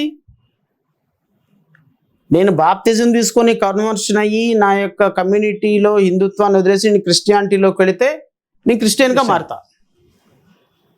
మతాన్ని నేను ఆచరించటంలో, చర్చికి వెళ్ళటంలో తప్పు లేదు కదా. ఉండి కాన్స్టిట్యున్సీలో 70-80 వేల మంది క్రిస్టియన్లు ఉన్నారు. వీళ్ళందరూ ఓట్లు లేకుండా నువ్వు ఎమ్మెల్యే అయిపోయినావా? అసలు మతాలకు సంబంధించిన అంశం దేనికి? డెవలప్మెంట్ చూడండి. మీ కాన్స్టిట్యున్సీలో ప్రజలకు ఏం కావాలో ఆ చూడండి. కాన్స్టిట్యున్సీలో క్రైస్తవులు కొంత ఆందోళనలు ఉన్నారు. ఆ కాన్స్టిట్యున్సీలే కాదు, రాష్ట్ర వ్యాప్తంగా ఆందోళనగా ఉన్నారు. రాష్ట్ర వ్యాప్తంగా బీజేపీ యొక్క పరిపాలన, బీజేపీ యొక్క ఐడియాలజీ తోటి ఎక్కడికక్కడ శివశక్తి అని ఆర్గనైజేషన్ స్టార్ట్ అయ్యి రాష్ట్ర వ్యాప్తంగా దాడి జరుగుతుంది. అందులో RRR లాంటి వాళ్ళు చాలా స్ట్రాంగ్ పర్సన్స్, డబ్బులు ఆర్థికంగా సపోర్ట్ చేస్తూ ఈ కమ్యూనిటీస్ మీద అటాక్ చేస్తున్నారు. అవును. దురదృష్టం ఏంటంటే మళ్ళీ ఇలాంటి వ్యక్తులను ఈ కమ్యూనిటీ వాళ్ళు ఎన్నుకుంటారు. సో ఇలా ఒక కమ్యూనిటీని టార్గెట్ చేసి ఆ కమ్యూనిటీల మీద ఈ విధంగా దాడి చేసి వాళ్ళు క్రిస్టియన్స్ ఇది అని వాళ్ళ ఆర్థికంగా అది సమాజంలో వైషమ్యాలు రెచ్చగొట్టడం అనేది కరెక్ట్. సార్, ఆంధ్రప్రదేశ్లో ఐఏఎస్ల మీద అక్రమ కేసులు పని ఎలా స్పందిస్తారు ఇది? నేను అనుకోవటం అక్రమ కేసులు ఒక పరిధి దాటి వ్యవహరించినటువంటి ఆఫీసర్లు పరిధి దాటితే ఎలా జరుగుతుంది, ఏం జరుగుతుంది అని చెప్పడానికి ఇది ఒక live example. So IPS officer అయినా, IAS ఆఫీసర్ అయినా ఒక ప్రభుత్వం అధికారంలో ఉన్నప్పుడు మీ పరిధిలో మీరు పనిచేయండి. ఒకవేళ ఏదైనా ప్రభుత్వం మిమ్మల్ని కాదు, పరిధి దాటి మిమ్మల్ని ఏదైనా సమస్య మీద స్పందించమని అడిగినప్పుడు సున్నితంగా తిరస్కరించండి, లేదంటే ఆ పోస్టులో అని వెళ్ళిపోండి. అనవసరంగా నాయకుడు మెప్పు కోసం చేస్తే ఇలాగ జైలు పాలవుతాయి. ఎవరి స్థాయిలో వాళ్ళు న్యాయబద్ధంగా పనిచేసుకుంటూ వెళ్తే ఏ ఇబ్బందులు ఉండవు. బట్ ఏదేమైనా IPS ఆఫీసర్లు ఇలాగా అరెస్ట్ కావడం అనేది కరెక్ట్ కాదు. ఎప్పటి నుంచైనా అధికారులు వాళ్ళ పరిధిలో వాళ్ళు పనిచేస్తే భవిష్యత్తు బాగుంటుందని అయితే నేను చెప్తాను. సార్, జడా శ్రావణ్ కుమార్ గారి యొక్క కుటుంబ నేపథ్యం ఏంటి? కుటుంబ నేపథ్యం ఏముందండి, మా పిల్లలిద్దరు, పాప. మీ స్వగ్రామం ఎక్కడండి అసలు? యాక్చువల్లీ మా స్వగ్రామం వచ్చేసరికి గుంటూరు. అంటే కొంతమంది రకరకాలు చెప్తారు, రాజమండ్రి ఏరియా అంటారు, కొంతమంది గుంటూరు అంటారు. గుంటూరు టౌను. మా మదర్ది, మా ఫాదర్ది ఇద్దరిది కూడా గుంటూరే. కాకపోతే మా నాన్నగారు ఎలక్ట్రిసిటీ డిపార్ట్మెంట్లో వర్క్ చేయటం కారణంగా గుంటూరులో పుట్టి వెంటనే పెదనందిపాడు ట్రాన్స్ఫర్ అయ్యి, పెదనందిపాడు నుంచి పత్తిపాడు, గుంటూరు జిల్లా, అక్కడే 15 సంవత్సరాలు ఉద్యోగం. అక్కడ నుంచి తాడికొండ నుంచి తెనాలి నుంచి పొన్నూరు. సో ఫైనల్గా పేరేచెర్ల ఆ ఏరియాలో రిటైర్డ్. అంతా గుంటూరు జిల్లానే. సో ఇట్లా అన్ని ఏరియాలు తిరిగిన కారణంగా మా చదువులు కూడా డిఫరెంట్ షేడ్స్లో జరిగినాయి. బట్ ఏదేమైనా నా నేపథ్యం గుంటూరు. సో గుంటూరు వ్యక్తిగా AC కాలేజీలో డిగ్రీ చదువుకున్నాను. PG వచ్చి VRS అండ్ YR అని చీరాల, ఆంధ్ర యూనివర్సిటీ లా చదువుకున్నాను. సో విశాఖపట్నంలోనే మ్యారేజ్ అయింది. విశాఖపట్నంలో లవ్ మ్యారేజ్, అరేంజ్ మ్యారేజ్? ఒక విధంగా లవ్ కమ్ మ్యారేజ్డ్ అనుకోండి. సో ఆమె మా మిస్సెస్ కాపులు. ఓకే. కన్వర్టెడ్ కాదు, she original Kapu, inter caste marriage. So మాకు ఈ లా అయిపోయిన తర్వాత అక్కడ నుంచే విశాఖపట్నం నుంచే జడ్జిగా సెలెక్ట్ అవటం, మెజిస్ట్రేట్గా సెలెక్ట్ అవటం. మళ్ళీ మేము కూడా ఒక 10 ఏళ్ళు అటు ఇటు రాజమండ్రిలో ఫైనల్గా రిజైన్ చేశాం. అందువల్ల చాలామంది రాజమండ్రి సొంతూరేమో అనుకుంటారు. బట్ ఇది ఓవరాల్గా క్రిప్టీగా నా నేపథ్యం. అంటే అంబేద్కర్ భావనటువంటి మీరు IAS సివిల్స్కి వెళ్ళకుండా ఇటు న్యాయవాదికి ఎందుకు ఎంచుకున్నారు? సివిల్స్కి వెళ్ళేంత తెలివి నాకు లేదు. సివిల్స్కి మ్యాథమెటిక్స్ అవన్నీ మనకు వచ్చేసావు. సివిల్స్కి వెళ్ళేంత గొప్ప తెలివిగల వాడిని అయితే కాదు. I'm very poor student. వాస్తవంగా చెప్పాలి అంటే నేను నా లైఫ్లో నేను అసలు ఫస్ట్ క్లాస్ అనేది టేస్ట్ చేయలేదు. I'm very poor student.